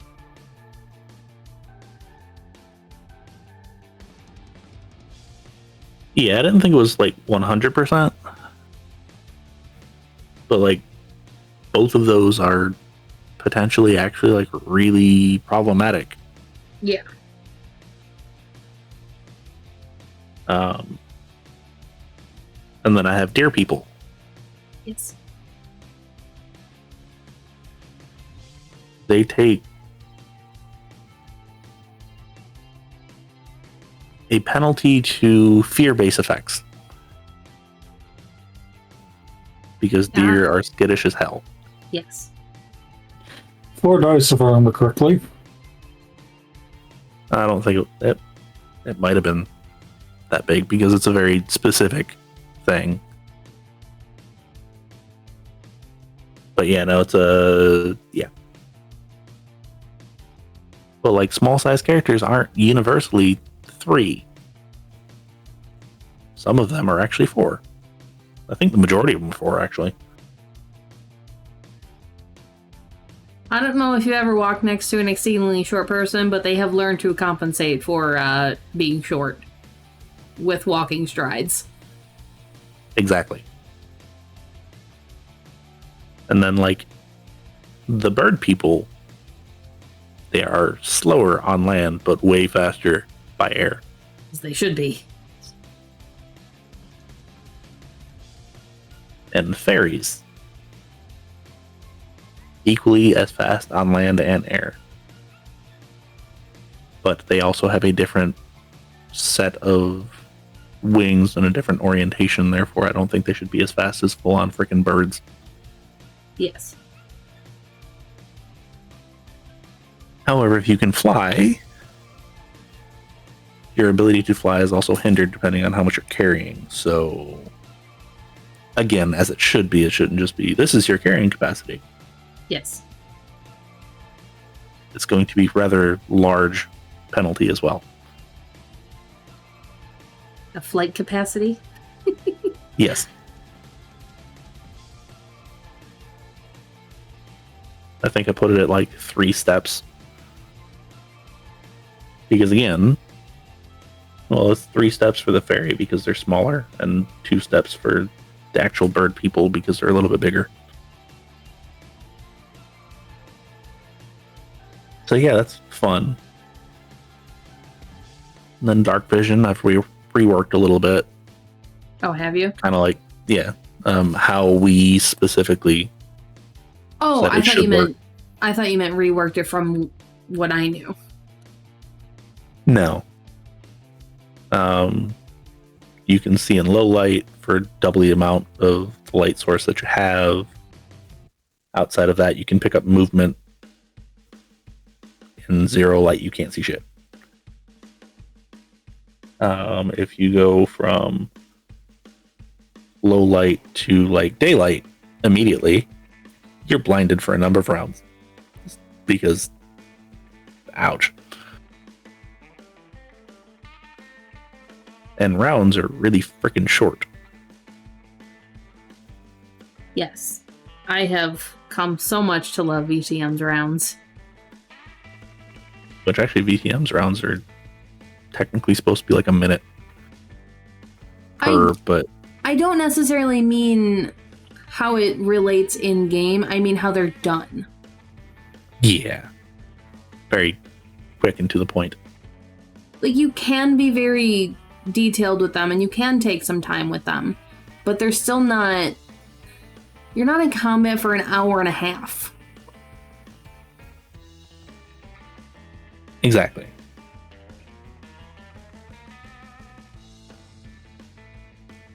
Or at least it never has felt like it, even when we did have drawn out combats. Yeah.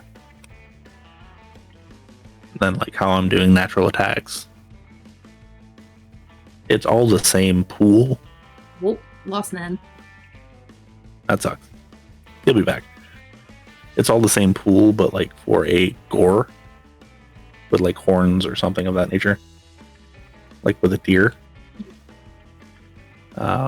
to actually use it as a legitimate gore instead of just a headbutt, which is its own separate thing. You can only use it on a charge. And the number of units that you move adds a certain number of damage to it. Oh, I had put that as a hypothetical,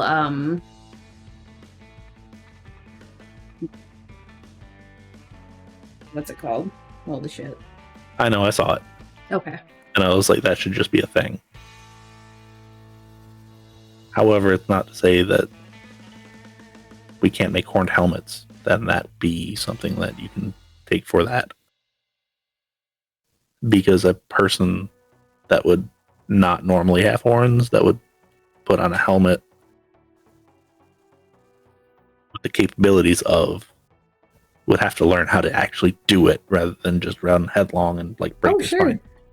Yeah, no, those were all just like, I sat down one day and had a few ideas. That was it. Yeah, no, I know. I saw that one. I was like, I'll make that work into here.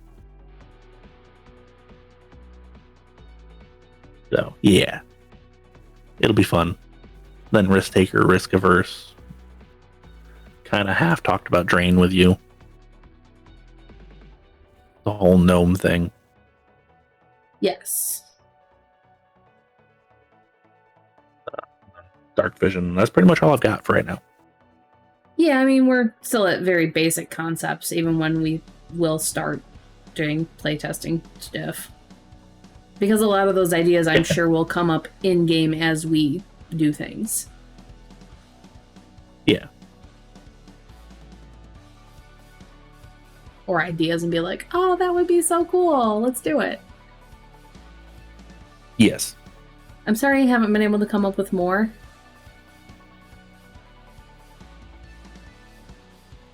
We're not to that point yet.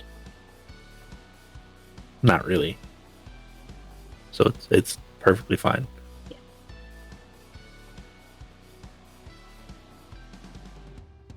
Yeah, without knowing exactly how things are going to go, it's hard to come up with some stuff.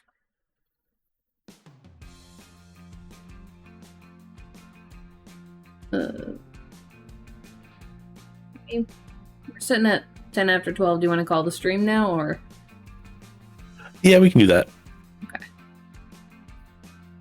So, for those of you that are here still, which I don't know how many people are around,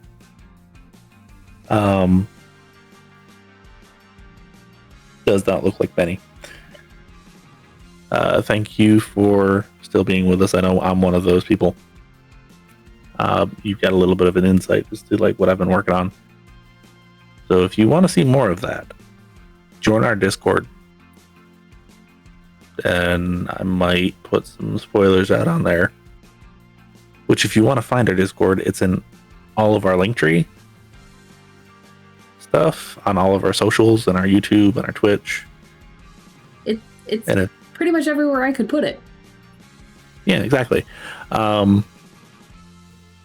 And if you're like, well, where do I find you? At Total Party Crit or at Total Party Crit Game? One of those two. So, yeah, find us there. And if you don't want to find us there, I think if you just follow wherever you're watching this, you'll find the link tree as well. And you can join the Discord. Yeah, something like that. And then there's the Patreon, which meh.